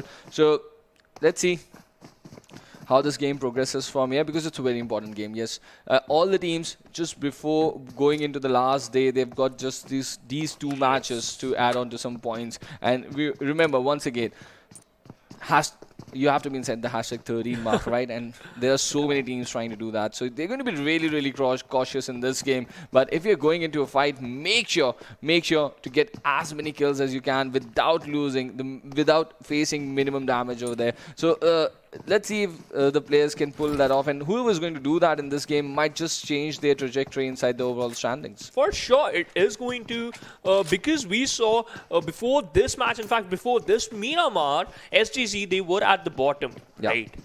And after a good outing, after a great outing, basically, after a great outing, they just stepped up. And you just keep on mentioning, if you have to be careful, if you just want to climb the ladder, you just have to focus on the best games, right? You just have to play your best games, basically. King Range is on the other side. Every single time, whenever they rotate, they struggle. The players can easily spot them down, but look at that. Dila, he found an opening, but he got easily traded off. Lucifer Whitey just keep on providing a lot of cover. Hardship from that particular area, just hiding behind a tree. But look at that. The amount of damage it dished out onto Dila, that was massive. But the revival already being initiated, and that is not going to be the case unless Ligaro just make a ballsy move, use that smoke grenade so that he can make an extra cover as well as to revive his teammate. Now, Savage, this team, they have to focus on that backup plan, because now they got stuck in and out in the open area. Well, yeah, you always have to have a backup plan, right? In any fight, in any situation, and this is exactly what they are doing right now. The retreat has been deployed by Savage eSports, considering the knock that came in. They got a trade as well, but the problem for them is that the players of LND are in a split situation, and they're just committing themselves towards an angle. And for now, Jay does not have an idea. Now he's going to have an idea, yes. And now he's going to close, and he finds Hershey really close. He might just go in for a cover and try to deploy some utilities. Oh! Shots almost coming towards him, but he gets into the cover over there.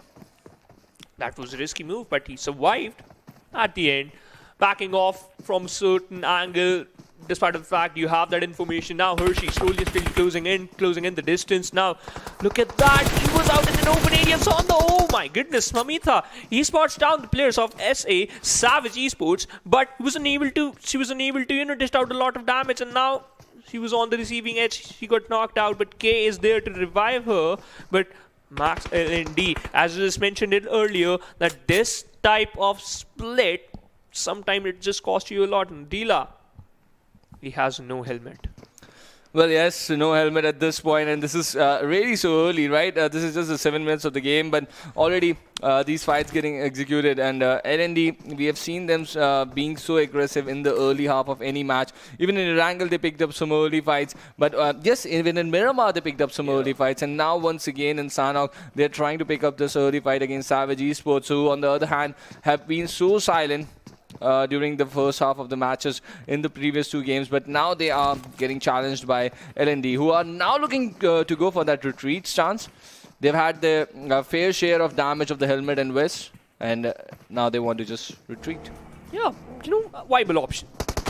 Because right now, a lot of players, a lot of your teammates, they got knocked out, and now just backing off, it is going to be a good option. SDZ eSports up against the players of Infinity eSports. Now, this is going to be a crucial part for them as well, because SDZ, they were on the 4th page of the leaderboard. Infinity eSports keep on repositioning themselves, the players keep on repositioning themselves, and that is going to be a pivotal part in a fight, because if you got spotted out from a single area, if your position has been compromised, then you have to change your location. Otherwise, players are going to lob some grenades, and that's what just happened to Snipey. Lost 40 SP. Well, I talk a lot about momentum, right? So SGZ, with that performance, that second place performance in the Miramar game, they would look to be menacing over here inside Sanhok, but I really doubt them taking an early fight. Let's see if they're going to pull this off. Mixwell gets an opening onto the opponent, shots being deployed towards him, but somehow still surviving in that cover, and his teammate is in a split situation. Sneak trying to create that opening, and it's a tough team that they're picking up the fight against. They've really got this good stance. Sancher, White still holding up. This is the second knock. Sneak under pressure. He's giving the damage, takes out the Thames arm, but the trade is going to be attempted on him. He tries to do a drop shot, but gets picked up in animation over there. Snipey goes down as well, so incoming is Leo over here, and very low in front of him, this last player, the M249 in front of him. He just needs to connect one bullet, which he does beautifully, and eliminates a good momentum of SGZ eSports out of the game. Type of outing like SDZ eSports never expected, and that type of fight was in their favor. But Spark, look at that, securing some kills from below the compound. Now just heading towards his knocked out teammate, because the revival, it is going to be important now. Why it is important? Because they are the only 2 players surviving from the side of King Ranger. So, as the players of MAKPEN, both the teams are just focusing on those revivals. The revival already being initiated at the same time, almost pretty close to each other. But MAKPEN, they have that one advantage, because they are inside the circle, they are inside that compound. But one grenade can easily destroy that advantage too. Oh, the molly deployed over there. That might just give them the knock, or it does not. No, it does not. But it's pulled down the health of one player solo over there, and now they're going to apply pressure. It's a good play that they're deploying right now, and this follow-up nade might just do the trick. Is it going to be on point? No. Ooh, overcooked. Just a little bit overcooked, I feel. Just a little bit overcooked. If he had just undercooked it 1 second more, the rebound could have taken the damage on those 2 players, and it could have been an amazing moment in the game. But now, they still got 2 players inside the vicinity that they got to take care of, and this is the team King Rangers. They were looking good last year, but they got to just make sure to be part of the region finale once again, and for that, they need some good momentum. And can they get this momentum here in the Sanhok game? They have got MAKPEN to deal with. As well as only 2 players, right, to deal with the same amount of players you are facing right now. But Spark, he has that one grenade in his backpack, and now he has none. And that grenade would have, changed some situations for this one team if it just used as if he can use that one grenade perfectly, so that they can find an opening, and then they can rush towards the players of MAKPEN, and then can easily would have taken down this one team. But no, that's not the case. Momo applied that one painkiller, slowly and steadily healing him up, now on 85% HP. Look at that, he has this level 2 helmet and a level 1 vest, almost damaged, 50% damage. No doubt, but Rangers still playing slow, but Infinity from the sidelines closing in. Yes, this is Infinity eSports, who have just shown the door to SCZ eSports, and now arriving over here as a third-party situation. They are already down to 3 players, and let's see if they're going to hear some shots. Sanchez just stopping over there. Do they have any clue? We're going to find that out. They've stationed themselves just outside the compound on the high ground, and they're already looking good, looking menacing. I just spot the 2 players out there. Leo and Sancho. And yes, they lost 2 players already. Yeah. So this is a 2v2v2 situation. Yep. Snakes and White, they were both eliminated in that fight against SDZ. And they're just executing this rotation so close to the compound. No shots fired whatsoever. Now the shots are being deployed. King Rangers giving away the position. They want a third party involvement in this fight. And let's see if they're going to get that. Or are they under the impression that MAKPEN left? Oh, wow. Momo.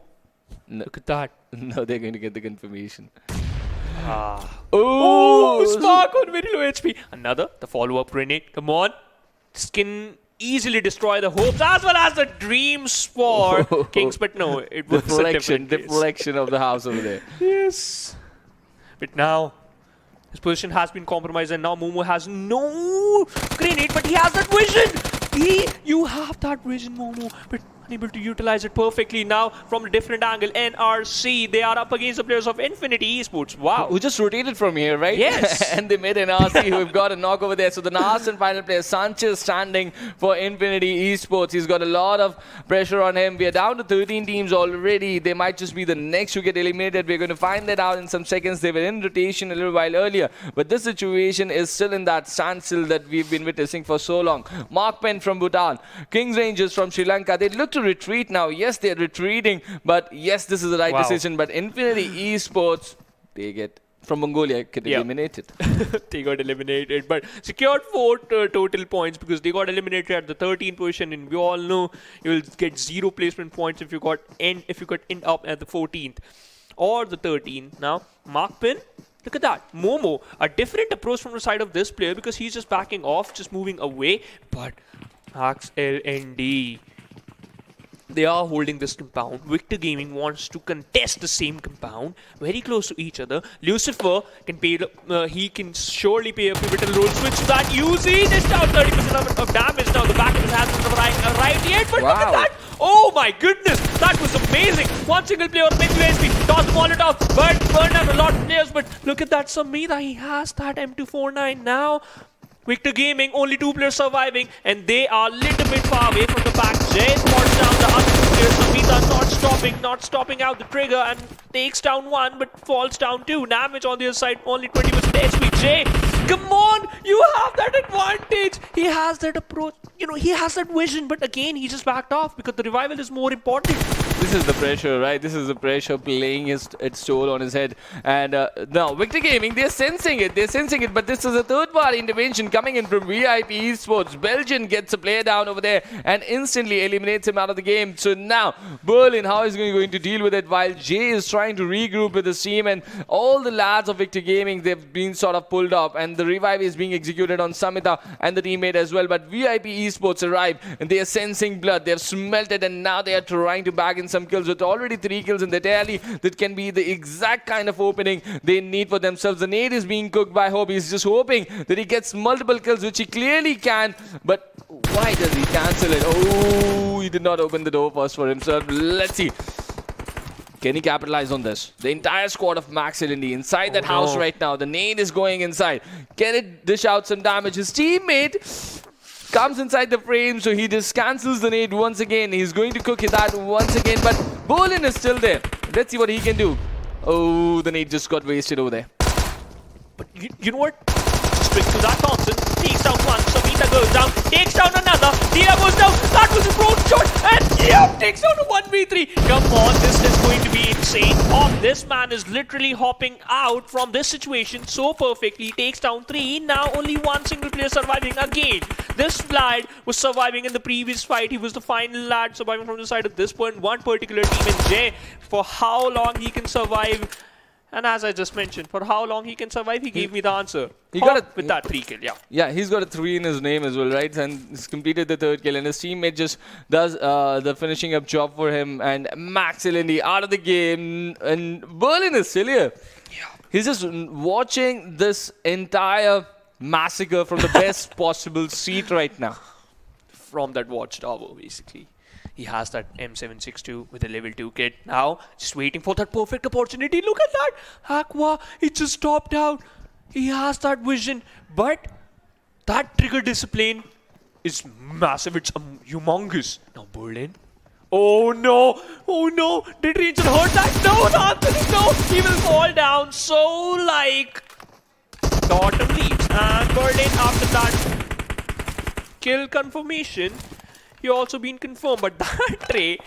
VIP eSports, to be honest, Trooper VIP eSports never expected this. But at the end, they lost one player, secured 8 kills, a good trade, a good position in the stock market, and NRC eSports on the other side, they secured 1 kill inside the safe zone, basically, pinched it down. One team who are a little bit far away from the safe zone. Exodus, they have to do something. And RC Amir, his head is visible, but he's still doing a lot of job. Well, he is, and they were already 3-man squad over here. Exodus nearly losing the player. Yes, he eventually falls down to the casualties. And NRC looking to control the southern edge of the circle with this Warsaw and a split situation on the compound.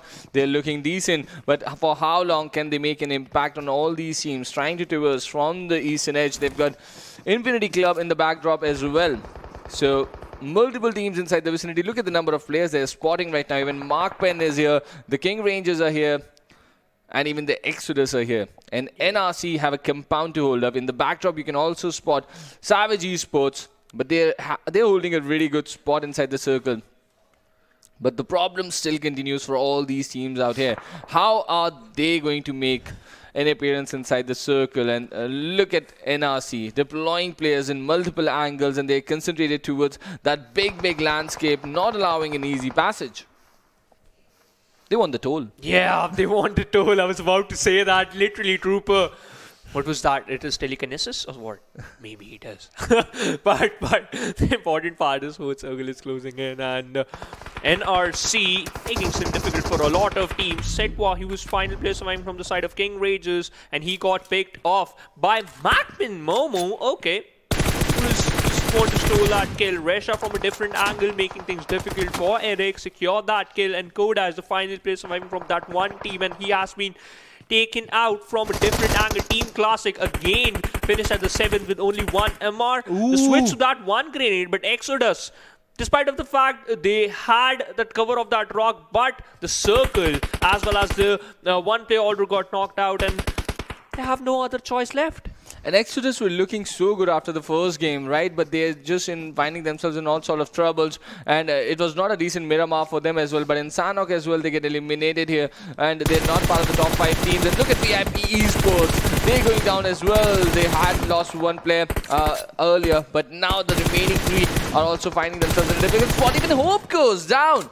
This is a spray from Pelzang from a different direction, but Hershey shuts down Hazen over there. He's been just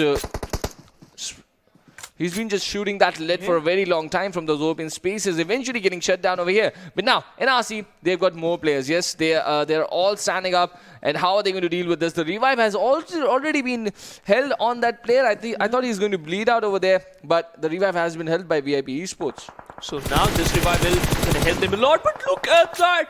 Aqua, he got pinched down and he got knocked out from a different angle. NRC, what are they doing? MAKPEN down. Yep, MAKPEN down. And we can see they got eliminated at the 5th position with only 3 points. VIP, they were looking good, but now that's not the case because NRC keep on destroying their dreams for the longest time. Right now in the Sanhok map, only one single player surviving from the side of this particular team. Hoppy was just praying for his life. So she was like, no, not for so long. Hershey behind that rock. Now, Savage eSports mean business, right? The compound for NRC is out of the zone. We can already see Infinity Club inside the circle, and Savage are holding a high ground. It's going to be difficult how Savage is going to take control of the situation right now because they're also going to move inside the circle, but at the same time, they have the high ground to clear down the spaces. This is just outside the city of Mongnai where these fights are being executed, and NRC have already found themselves a good piece of a cover with those stones out there, and they've got even a coop as a good cover for them.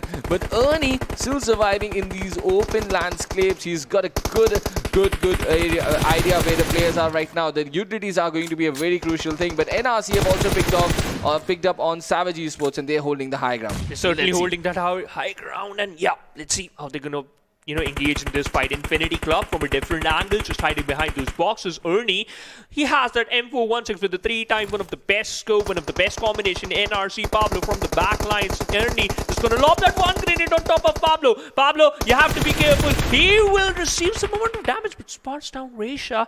His blend is visible. So the same thing for Rara, but no, he's still surviving. They are still surviving. They are inside the circle, but Ligro from a different angle, making things difficult for Infinity.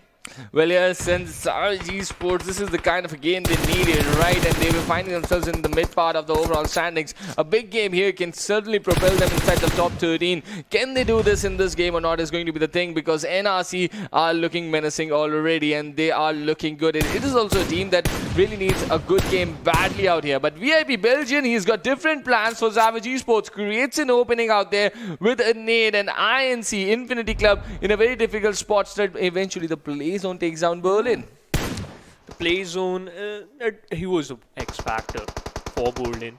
Never expected him. But now 3 teams inside the zone. And Infinity Club, they were thinking that they were inside the zone. Now they're 11 meters far away. NRC Amir, look at that. Amir, so close to the player of SA. But Ligro stepping up, got the domination title, 3 kills. But that was not the case for another team. Infinity Club brought down to only one single player, not OP. Amir just lobbed that one grenade on top of the player of Savage. Look at that. Ligro and Anfield. They received a lot of damage from that. They're engaging both the teams in RC. On one side, they have gate kept the entire team of Infinity Club, not allowing them to step inside the circle. And on the other side, Amare trying to pin down these 2 lads of Savage eSports. Takes one more player down. Ligro is very low on health. And he is very close to that molly as well. But somehow he's still surviving. And Amare might just pick that kill off. And is it going to be possible for Trex not OP to get the second position? He really does it. He does it. Eventually goes down to the play zone, and NRC take away this all-important 15 points, this chicken dinner from the Sanhok game. This is exactly what they were eyeing. And a 12-kill chicken dinner coming in a Sanhok game that told that they were taking really paid them good prices over here. Certainly, they get some good prices, and they are now at the 13th position in the overall ranking, which is the best part for them. Dished out 1982 damage, total 27 points onto the name of NRC. But I'm sure the MVP the MVP is going to be from the same team, because every single player played an important role. So Steve, what? 0 healing done? Wow. Well, he didn't need to, because he was always inside cover. Once before, they were taking the tolls from the compounds, and later on they had a good area. They were gatekeeping it so beautifully. Yes, they had a good cover to play behind the rocks, and no healing required absolutely for this lad. And what an amazing start that is. But look at that, he's dished out 551 damage. The damage to kill confirmation as well as a kill conversion is also insane. It's really amazing, but it's a really good start coming in for Susti over there. But now, who are the other players that got a really good game? His teammates Pablo and Amare featured inside the top players, but VIP Belgian had his share of damage to dish out. He gave away 647 damage with 3 kills in his name. He was looking impressive. But Savage eSports, Ligro, I think they had a better position, and they could have certainly just commanded the final circle. They missed out on that opportunity over there, but let's see how they're going to go ahead. But Amare with that maximum assist for his team, and whenever you see the team that is taking a chicken dinner, there's one lad who's always featuring from the team inside the maximum assist, right? So you always got to help your teammates. That is the trick, and in a squad game. Yeah, because you need that support, right? If you're just moving forward or just charging towards a compound, you always need that cover fire from your teammates, from the side of your teammates. But let's talk about the match ranking. VIP eSports and Savage eSports, both the teams secure the same amount of total points, and the number is 17. Infinity Club on the 4th with 15 total points. They were at the 2nd position. They takes an exit at the 2nd position, but still now they are at the 4th in the match ranking. MAKPEN on the side on the 5th with total 19. Exodus evening the things out in the placement points and the kill points department. 4-4, total 8. And that heal battle certainly worked for Trex down there, yes. And this is the 2nd page for the match ranking right now. Team Classic, they were looking so good. But now just 3 points from this game. This is not going to help their cause. And the SDZ really losing momentum after that Miramar game. Just 2 points for them, but those are 2 kill points. So they'll have some confidence to take forward. But now, a look at the highlights of the game in the Oppo F19 Pro moments, and where we're going to witness all the fights once again inside this package. Let's refresh our memories. This was the time when Infinity Esports fight back perfectly. SDZ, Snipey, he tried his level best, but at the end, kudos to that one lad with his M249. That was insane. King, they found an opening, but at the end it was Max L&D Esports, Lucifer, who literally dished out a lot of damage, received a lot of damage from the molly, but he was never, had a plan to stop. But look at that. After this approach from the side of Jay, he confirmed that one kill, revived every single teammate, and then that third party from the side of VIP Esports, it was top notch. And at that moment he secured 3 kills. Berlin at that situation when he was on the watchtower just literally witnessed that one particular fight from the same location, and then when he exposed himself, he got punished. NRC from the start, they were looking so dominant, as well as their position was so promising. That's why we saw some of the players never opted for that healing. And Savage, that grenade from the side of Amir literally decided their fate, and at the end it was Amir himself who secured the second last kill. Well, they did, and now the overall ranking over here. Equinox still holding on to that point. And look at Pain Gaming just getting 1 point out of this game. Wow. Equinox would be really thankful to that. But Exodus making an appearance here once again with 97. They're closing to that 100 mark.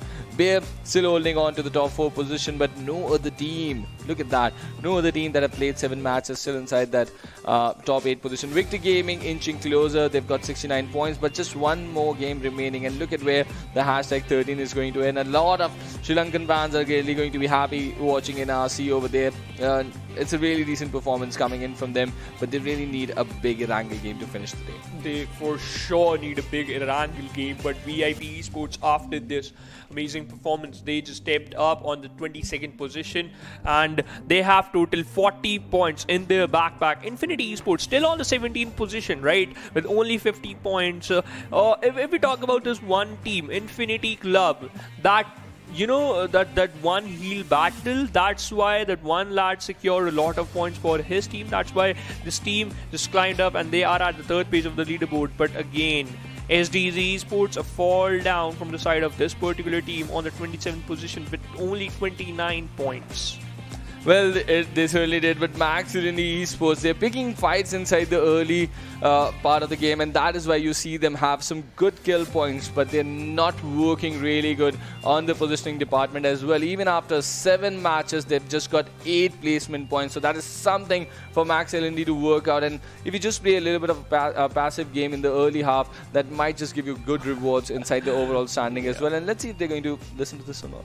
Maybe they were listening to this casting, or they are listening to the casting. It's still a question, but only one game left for the day, Trooper, and that is going to be the second Erangel for the day. And we all know that MAKPEN, they are very good in Erangels. In those Erangels, they look very confident. So as another teams like Max LND, right? I still remember that 1v2 clutch in favor of that one lad, and that was pretty close towards the Yasnaya buildings, just towards the western side outskirts of the Yasnaya, but it was a close fight. Well, yes, and with that, we are going towards a little short break, but on the other side, we are going to have this last and final game for the day.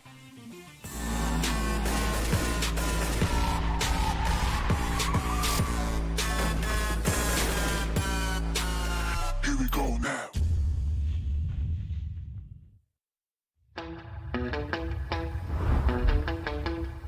Are you keeping it real? I'm calling shotgun, wanna see my baby run. Oh, what's the word on the sea?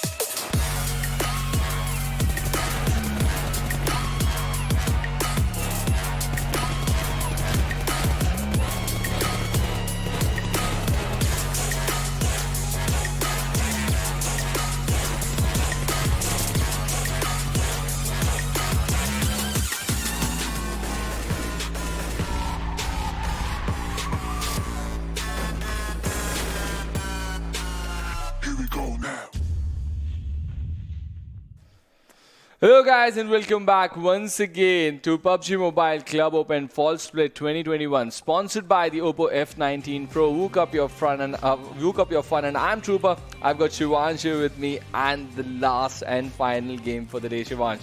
Erangel, it's going to be once again. Once again, Erangel, and once again, quite possible we are going to witness an Eastern Circle. And I would love to, because I love those Yasnaya building as well as urban finish. Trooper love those urban finish. We saw that in the Miramar match, but we love those, same thing happening in the Erangel matches as well. But now, teams like SDZ eSports, after an amazing outing in the Miramar map, they got punished in the Sanhok. Now they have another option left, and that is going to be Erangel.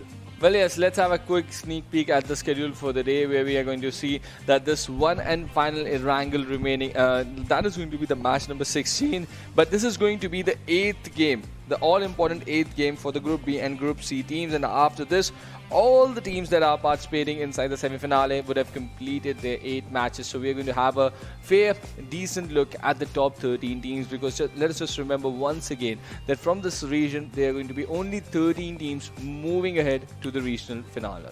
Yeah, only 13, so that's the mark. You have to be careful. Now, we saw in the previous match, if you have a good cover, if you have a good compound, if all your 4 players are alive, then you can easily take a chicken dinner. That's the case. NRC literally showcased the same thing in the previous match, but now how they're going to perform today, how they're going to perform in the final match of the day, that is going to be important, because after this, second, third of your matches are done. Well, yes, 2 by 3 of your matches are done, and it's going to be a very important game. And we have the flight path right on our screens, and from the northern shores of Stalber, we got the flight path with the western tilt moving towards the shores of Quarry over here. And it's going to be very difficult if you want to traverse towards the area of Milta. Even Farm Shelter Prison are very far away. So the secondary drop locations are going to come into the equation, and it's going to be really, really interesting. We have seen Victor Gaming. They like to drop in towards Severny, and now we got to keep an eye on them, considering the fact that they're stationed so beautifully inside the top 9 teams. And let's see how far they can push themselves by the end of this game. Let's see, but look at that. If we talk about this plane path, Quarry, Ferrypier, Primos, Hospital, George Pool. In fact, the north city of the George Pool is glidable. Shooting range, obviously. VG and Max LND, both the teams, in fact, they're pretty close to each other, because they just dropped down near the Severny and the shooting range area. Now, on the other side, we can see that MAKPEN, they're just moving towards the eastern side of the Pochinki, or we can see they just dropped down near the farm area. But for that, farm is pretty far away from them. NRC, look at that, this split. This is the drop down split. And yeah, we've already seen the clusters happening, right? And once again, this was the western tilt of the flight path, so not a very difference in the drop location. And just like you predicted, wow. I think you've taken Ocean's crystal ball with you, right? He was finding it the other day. But what?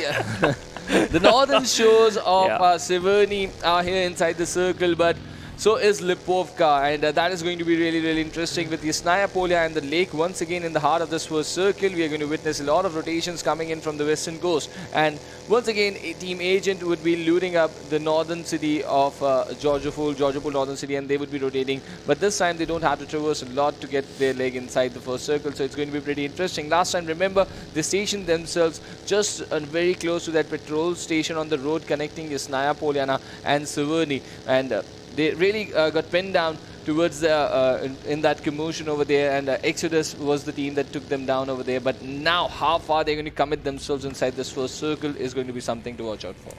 It's for sure is going to be something to watch out for. Look at that, just shift to an UAZ. We all know that buggy. It's a good vehicle, but you know what? If it just got toppled down, then you are going to be in a bit of trouble. But let's talk about Infinity Club, right? They are looking pretty decent, and this split, it is going to be insane as well. 1 player towards the shelter, 2 players towards the prison. What are your thoughts about this, Rupa? Well, yes, this is a very important area, and we witnessed, right, that all these areas were quite far away from the flight path. So a team looting up inside the prison area, so they have already done the good work of traversing into the vacant spaces inside, and with the circle also moving towards that direction, so they're already finding themselves in a good sweet spot inside the first circle. So just the 3.5 minutes of the game, already these teams just picking up good locations, already in rotations, and they've picked up their initial loots as well, trying to gather vehicle. They mean business, right? And this is exactly what you need from a team like MAKPEN. And towards the shooting range, even this area has been looted up beautifully by Max and India. They're going to move inside the rotation as well, because they're finding themselves outside the first circle, and the rotation is going to be very important. But look at Victor Gaming damage. Ooh, arriving to the party and arriving to the party by shooting bullets at them. Let's see, are they going to get picked off? Oh no! He goes down instead. Charging on a teammate while using an M16, not a good option, not viable option. Now Jay, he has an AKM and he literally dished out a lot of damage. Warzone just cooking up one grenade. Dela, his position is going to be important. Jay survived that impact from the grenade, but he still received a lot of damage, brought down to only 10. Warzone cooking another, gonna lob that on at the same area, but he has to be careful from the Dela flying on the other side. Okay, he got knocked out from his Look at Jay. He popped in that first shade, went to that 75% health mark, and then instantly the follow-up nade arrived. If he had been just a few seconds late, he would have been knocked down just trying to apply that first shade. But now Victor Gaming, they're deploying everything that they have. Even the third player comes in. Even the fourth lad is sort of closing in from the heights over there and trying to take control of the fence. So they've committed themselves beautifully to this fight.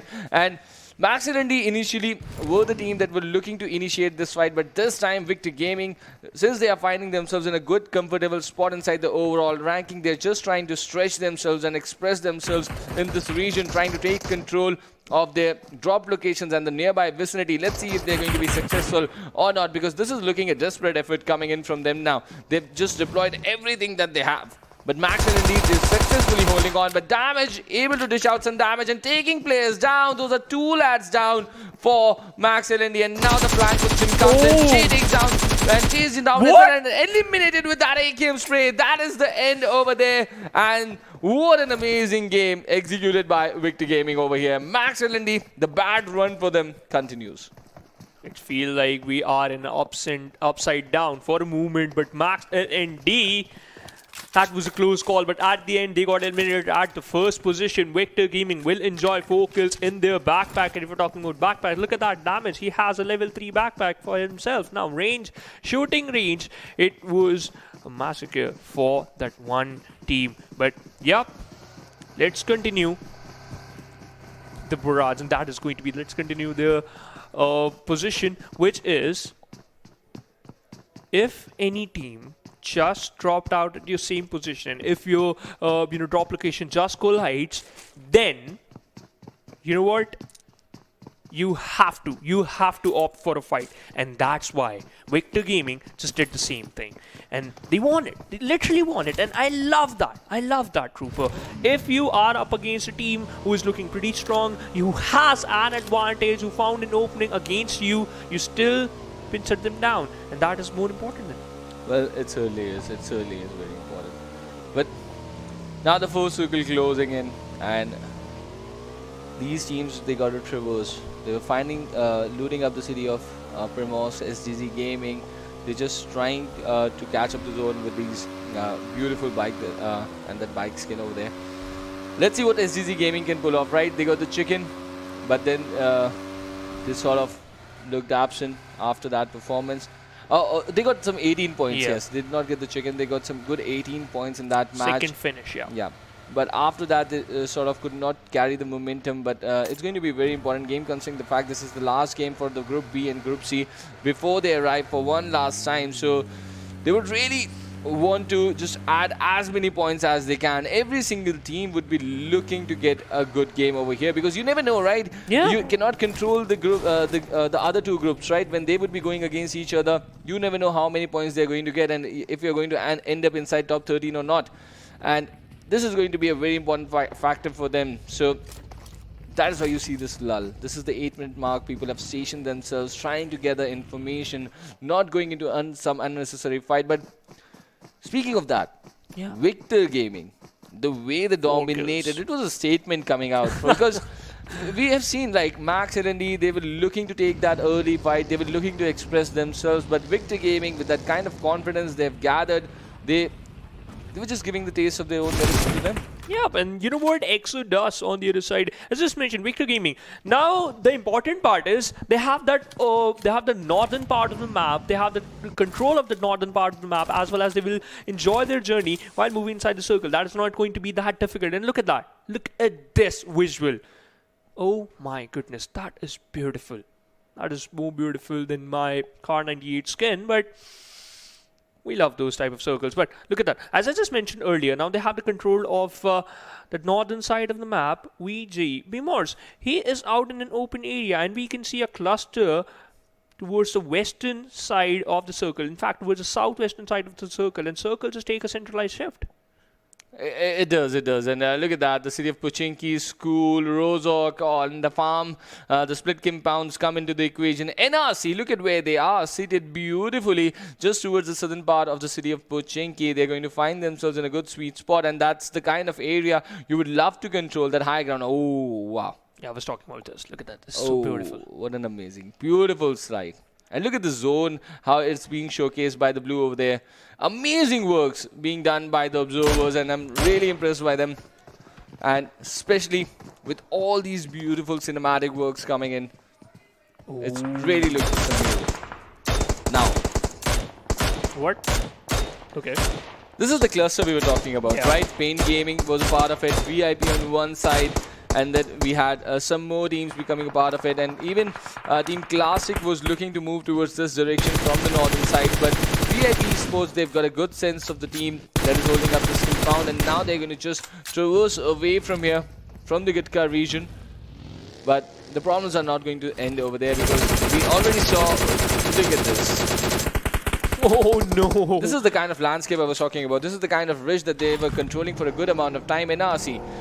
And if they get back-to-back good matches in RC, they will they will see them in the top page of the leaderboard. Look at that. Now they are the 13th position in the overall ranking, so yeah, pretty safe at till now. But Izan, just a ballsy move that he just opted for that revival, and NRC, despite the fact they found an opening, but they're still holding that one particular area. Amir still pins down the players behind that one tank.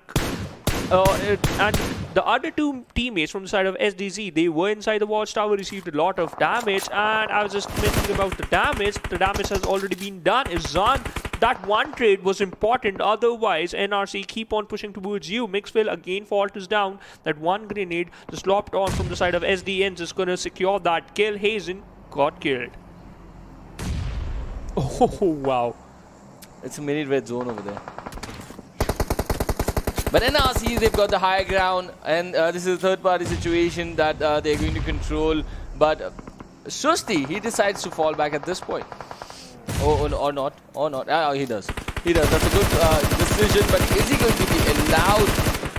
Is the permission going to be given for that fallback, for that retreat? He needs to get to the other side of the ridges, which he certainly does. And now, Pablo gets spotted as well. He's been giving the damage, and this is the Scarlet 4x spray. Very difficult to control at that range, still managing to connect one bullet onto Pablo. But SGZ and NRC giving substantial amount of damage to each other, and still this is the second circle closing in, right? We never know if this area is going to be part of the next circle. Yeah, Pain Gaming have been trying so long to dish out damages on VIP eSports. Eventually they find that opening, but look at Amare once again making things difficult, so difficult for SGZ. They closed in once, lost a player, but still not giving up on the fight entirely. Yeah, and you know what? That's the best part. If it just pins it down the players behind that one particular area for a bit long, then you have that advantage. But Susti on this side received a lot of damage, and Mixwell, he's just trying his level best. Izan just popped a lot of smoke so that he can make an extra cover, and he can easily just run away from this difficult position. But if we talk about the zone, teams are moving inside the circle. Pain Gaming moving from the western side of the map. VIP just going to do the same thing, but another team is just gatekeeping for them. Now, SDZ and NRC, both the teams are pretty far away from the circle. The mark is 650 meters, and we have the airdrop 2 in front of us, the tactical stock, and an MK14 with the level 3 kit. The beast gun just dropped down near the Pochinki area. And no one's around it. Yeah. Still 13 teams, 49 players part of this action, and everyone is trying really hard because this is the last Erangel for the day. And then they have got just 4 more matches remaining. And this is going to be a long, long fight. But they are now outside the zone, 671 meters. And this is what I was talking about. We never knew how long they're going to be part of the circle, and that is why it was very important for them not to commit entirely into this fight. VIP lose yet another player. Hope is down now, but when are NRC going to rotate? That is the question for me. So Steve's still in that flying position, and he's in a dangerous position, to be really honest. Yeah. Oh, Sancher. He has that M24 VIP Aqua from a different angle. He got knocked out. Sancher, come on. I would love to see some hit. Got popped out with that M4. It was a close call. Again, just going to fire another shot at the same position. But Exodus up against the players of Pain while they were moving inside the circle. And this gate key will cost them a lot. Well, now the third circle is closing in, and so a lot of rotations being executed. And that is why you see these collisions happening between these teams. So the pace is going to get picked up slowly and steadily, but Sanchez still trying with that bolt action over there. But look at now. He's got his teammates already deployed on the upside of the Potato Hill over there. That's a good area that they're already controlling, but they can sense definitely multiple teams inside the vicinity. I'm talking about Team Classic, who have just arrived towards the western edge of the Potato Hill over there. And they're looking to take control, but is Infinity Esports going to allow them or not? That's going to be the question. And as we speak, SDZ have faced another knock. Kudos to NRC, but the zone is going to become part of that fight pretty soon. But on the Rozhawk Hill also, we've got Pain Gaming holding up. Ooh. And this is Exodus towards the eastern edge of the city. Jimmy, he's using a VSS. You know, a different combination, but what if it can change the meta? But you know, it all comes down to how you're going to use it on the different side. Pasta is just using that Mini 14 perfectly, knocked out one player, MAKPEN, just realizing the fact that yep, they have that advantage. So yep, they are doing a lot of job. We have the airdrop 3 in front of us, and we have the beast gun. Any single day, it's just going to pick up this gun, and you will find your opponents on a very disadvantageous position. And we have that extended quick draw mag for snipers as well inside the airdrop 3.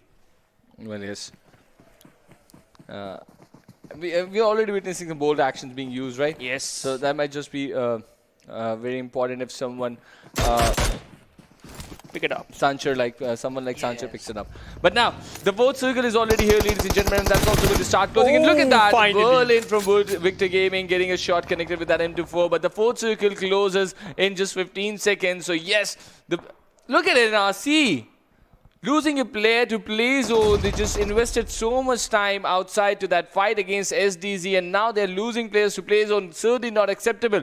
But Agent have arrived here in this ditches towards the northern edge, and they have found some new neighbors in nearby terrain. Let's see how they're going to deal with them. And we know the kind of support that they're getting, a lot of fans backing them up. And now losing more players to play zone.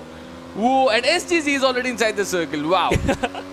And only 2 players still inside the circle, but that's most important, that you are still surviving on the other side. The team who were you facing, you were facing on a different side now, they are struggling. Savage eSports secure 2 kills, looking pretty strong. Gonna lob another grenade. VG on a different angle. Warzone goes down. The kill got confirmed. Big Force on the other side on very low HP. Spots down 1 pretty far away using that Mini 14, now healing himself up. He has only 1 first aid kit, but look at that damage closing in. But the distance from the side, the distance is quite a lot, but I can spot down another team, and that is VIP.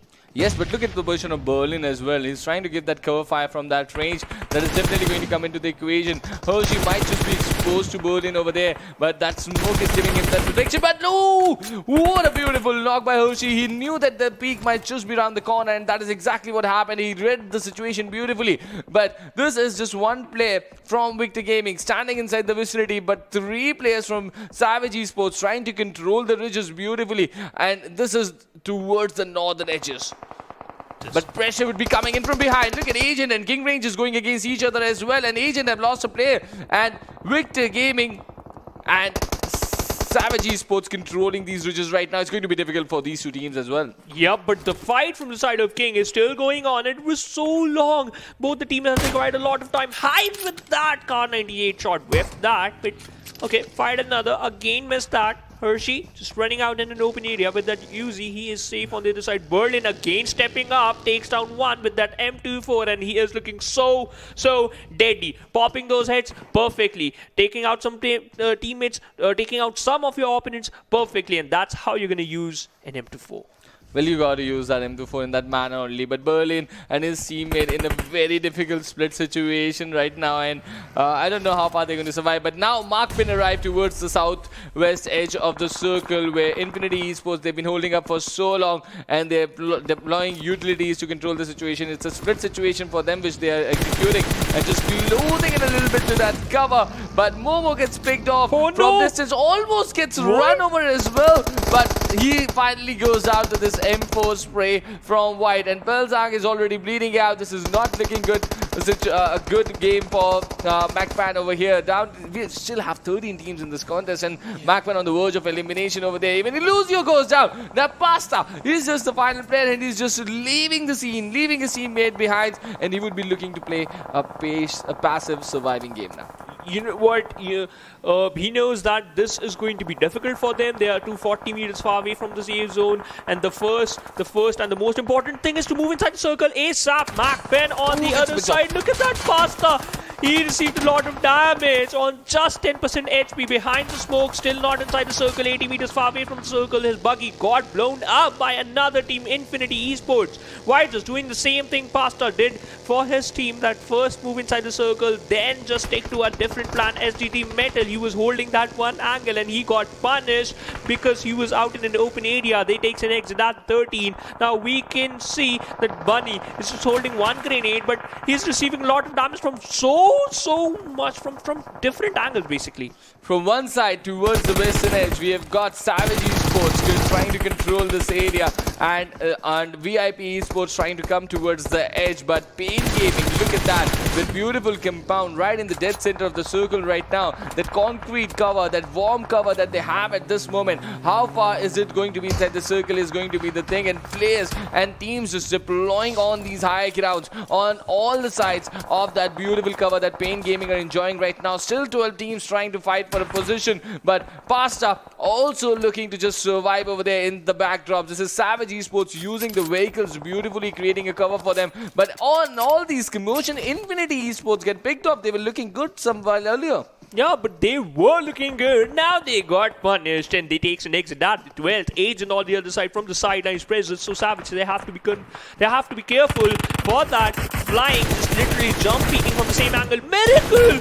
Oh wow! He just burst down that vehicle and takes, and in fact confirms the final kills from the side of Exodus, and they takes an exit at the 11th position. Savage on the other side stepping up. Miracle still not stopping. VIP Hops just taking the players down. Well, yes, Hope is certainly taking the players down over there. But this is Team Elastic just arriving on those ridges. And look at NRC Pablo still trying to survive in this game. And this is how you try to play the center game. And Pain Gaming showcasing it beautifully. They've got 3 players standing and they're just making life difficult for all the teams trying to control those ridges. And now the difficult thing, the shift of the circle, just keeping the compound a little bit outside the circle. So they got to make some sort of a shelter in these open spaces, and with the kind of teams that they have around on the higher ridges very close to them, it's going to be very difficult for them. It's certainly going to be really difficult for them, but we can see a lot of teams, they got eliminated. Now VIP Hop, he's the final player surviving against the players of Savage. He's still behind that tree, but now he is exposed. His position has been compromised. Fought down the players of Savage while they were rotating, but no, he takes down one, but at the end he got pegged off by the players of SA Hypes on the domination. 3 kills. Pain Gaming, they have good control of this compound, but for how long? Because they are playing on the edge. Opti switched to that Mini 14 and he's just opted for that Mini 14 in this 6 circle. Again, this combination is so good in those mid-range fights, but in close-range fight and in the final circle, you need those auto guns. You need those different combinations. But now Savage eSports still continue their rotation. Kenzo, okay. TP28 is the answer. I think Savage eSports must have committed themselves a little too early over here. And this is what happens if you commit yourself a little bit too early, and they're just going to get eliminated out of here. And not a good timing for that rotation. They still have that area from where they started that rotation inside the circle. They could have just waited for Pain Gaming to make their move outside, and maybe then they could have slammed in on them. That could have been a good option, but the kind of timing on that rotation was absolutely drastic. But now Verlin gets picked off as well. He's out of the game, and we've got Pain Gaming finding themselves stationed so beautifully. And this is the moment I was talking about. They got to move outside, and that's why you see them deploying smokes, come out a little bit outside their compound and use those covers if they can sort of create for themselves. Miracle getting shots from Team Classic, but where are the vehicles that they can use? Even Demo gets picked off out in the open, and this is when Savage Esports could have tried to make an appearance with the late present side, but really wrong move. Yeah, for sure that is the wrong move. But Eric, look at that. They know that the players from the Team Classic, they know that they're inside the circle. They have that height advantage. They can easily spot down the players from if they're pretty far away, if they're just hiding behind those grasslands. But look at that, Arthur just using that mini body perfectly. Now Boda with that surprise. This is what happens, right? Yeah, if you have a warm cover in the 5th circle and it really just goes outside the circle, so you got to come with a backup plan that how are you going to deal with that situation if the circle just goes away. And Pain Gaming, they really needed some vehicles and some good smokes to create that opening. But look at that! It's done. It's done and dusted. I thought it's going to last a little while longer, but no, Agent, they were looking to dominate over there. But eventually, Team Classic holding up those big ridges. They had that entire landscape in front of them, and they go away with this 11-kill chicken dinner. Team Classic, wow. Literally wow. A team on the 4th page. Team on 4th page. Now they are at the 14th position in the overall ranking. That's how you're going to play. Well, yeah, certainly out of the 29 teams that are contesting, they're finding themselves on the 14th position. And this is a good reality check for Team Classic, right? Even just getting one chicken dinner cannot get you inside the top 13. So make sure that when you get your chances to play the remaining 4 matches, you really pull up your sock and give us more matches so that you can be a part of top 13. But Ligro getting the MVP for this game from Savage Esports, 4 kills, 794 damage. But clearly, this team did not work on the timing of the rotation. Yeah, you know, this was their game for the taking. For sure, because they collected a lot of kills. Every single player just doing a lot of job, and we can see that Hype is also on the top player list, secure 3 kills, 510 damage. But that rotation was so crucial at the end. He got picked up. Kenzo on the 5th, secured 4 kills, but look at the damage. Only 292. He stole some kills. Well, yes, he certainly did, and it never looked like Team Classic's game until the final circle. And Arthur with that 5 assists for his name. Wow. Really good number. And if you're supporting your teammate that way, you're definitely going to get a chicken dinner over here. So you know exactly whose skills Kenzo managed to take in his name, right? But this is a team effort, right? It doesn't matter for individual kills. It really comes down to how much you're getting as a team, and that is a really good performance coming in from Classic. They were getting pinned down from Pain Gaming, right? Yes. But when Pain Gaming decided to step out of their compound, they were caught out in the open, punished by the likes of Agent, by the likes of Classic. But Classic was sitting right on top of the ridges to take control of these 26 points that they've got from this game. But the important thing, that in this match, 6 teams are able to get the double-digit points. Yeah, we usually witness 4 to 5 teams, but now the number is just brought down to 6. NRC on the 2nd. Ooh, you know, that final player, when you were talking about if you have a good control, if you have a comfortable spot, you're just hiding behind that tree and you've just got unnoticed, then you can easily destroy the hopes for the team, and that's why they are at the 2nd. They finished at the 2nd with 12 total points in their back. Wow, impressive. NRC, they've just surprised me completely. I did not know that even they were surviving over there. They were down to that one lad for a very long time, and really kudos to him to get that important 12 points for his team. But MAKPEN missing out on this opportunity. Exodus missing out on this opportunity. These are big. Even Infinity eSports, look at this page over here, and this was an important game for them, and it's going to be really amazing how the overall standing is going to look, because now all these teams have got just 4 players. Four matches, teams, yeah, four matches. matches remaining, yes, and that is going to be very important how much they're going to add up. But the Obo F19 Pro moments before moving to the overall standings so that we can have a good look at what an aggressive stance coming in from Victor Gaming, pinning down the entire team of Max and Indy already. But this is where NRC invested so much. Yes. They lost players to play zone and eventually get 12 points out of the game for positioning. True. Wow. And you know what? You have to respect that zone. Like, if you want to collect a lot of points. There was a time when we thought that NRC, it's done and dusted for them. But at the end, if you just got being unnoticed, if you're just playing so good, your trigger discipline is all top, and if it's top notch, and you can do a lot of job. But that rotation from the side of Savage was bad. That's a good choice of word. it was a bad rotation, yes. And if you're playing Aegis for so long, if you're going to move out into open spaces, make sure to slam into someone so that at least you get cover, a little bit of cover from one side. Otherwise, you're going to get caught out in the open and you're going to go down just like this. But PMCO Gaming, with this last game and with this performance, they find themselves on the first position. 73 placement points for them.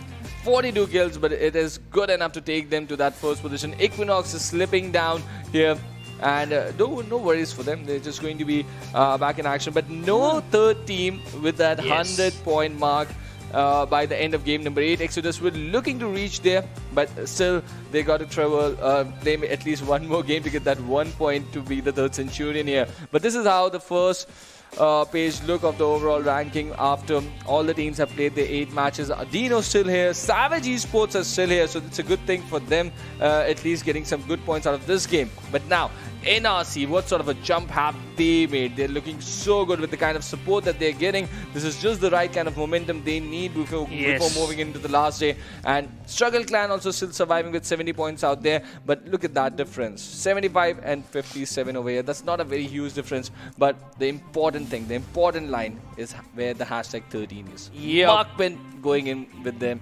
on hashtag 13 position. You know, the most important point we should talk about is the 13th and the 4th position. The teams who are holding the 13th and the 14th position, how much difference is between them? It's only 5 points. And fear no one, look at them. They just got one good game and they are finding themselves on the 23rd spot.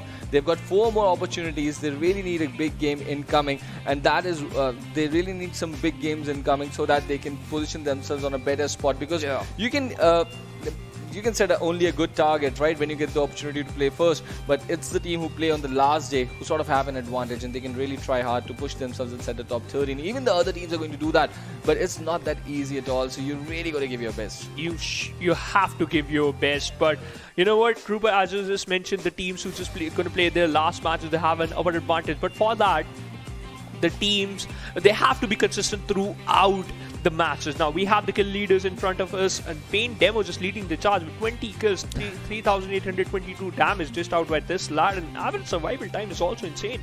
But this has not been the kind of day I was expecting for Demo. He could absolutely be amazing, and it's sort of a silent day for him. That is why the other players could sort of catch up on him. Kenoxy getting to 18, DOK already managed 19 kills by the end of yesterday, and Savage eSports Ligro arriving to the party on the hashtag 4 position here with 15 kills over here. So all these players are sort of giving their best. Even East is there for Equinox, but it's going to be very important. The next 2 days are going to be really important when all these groups go up against each other, and then with those final 4 matches we are going to have an idea about who is going to end up where inside the overall standing, and only top 13 teams are going to go ahead. Yep, only top 13 teams are gonna go for the finals. And you know what, Trooper? Now the situation is way more difficult for the teams who are at the second page of the leaderboard. In fact, who are just present towards the 14th to the 18th position, because the difference is not that huge. If you can easily close down that difference by securing 1 chicken dinner, and if you have 5 to 6 kills in your backpack. But being consistent as well as maintaining a good lead amongst other teams, that is the most important point. Well, yes, being consistent is going to be really, really important. And we have seen some teams that have been so consistent. Teams like Dino, teams like Pain Gaming, they've all been so consistent. And that is why we are finding them on the front page. But I was really impressed with the way Team Classic just have ended this day over here. But now it's going to be very important how they're going to carry this momentum into their last and final 4 matches. And this is exactly what you want. Fear no one. They know what they need to do right to make sure to get inside the top 13. Yeah. And from this point onwards, the next time when all the matches are going to get equal, that is where it's going to be decided, done and dusted, and that is going to happen when everyone would have played their 12 matches, and top 13 from that point onwards going to be part of the region finale. Going to be the part of the region finale, and I'm waiting for that, Trooper. But teams like NRC, we have to mention this team because they were so good, and that's how you're going to play in every single match. Well, certainly, but we're going to find all that when we come back tomorrow with the remaining matches. But for now, it's over. Thank you so much, guys, for joining in. Make sure that you catch the action tomorrow with us.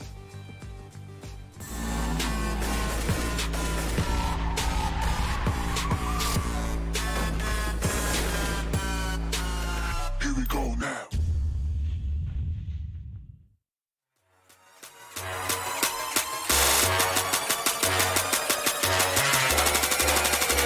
Let's get it.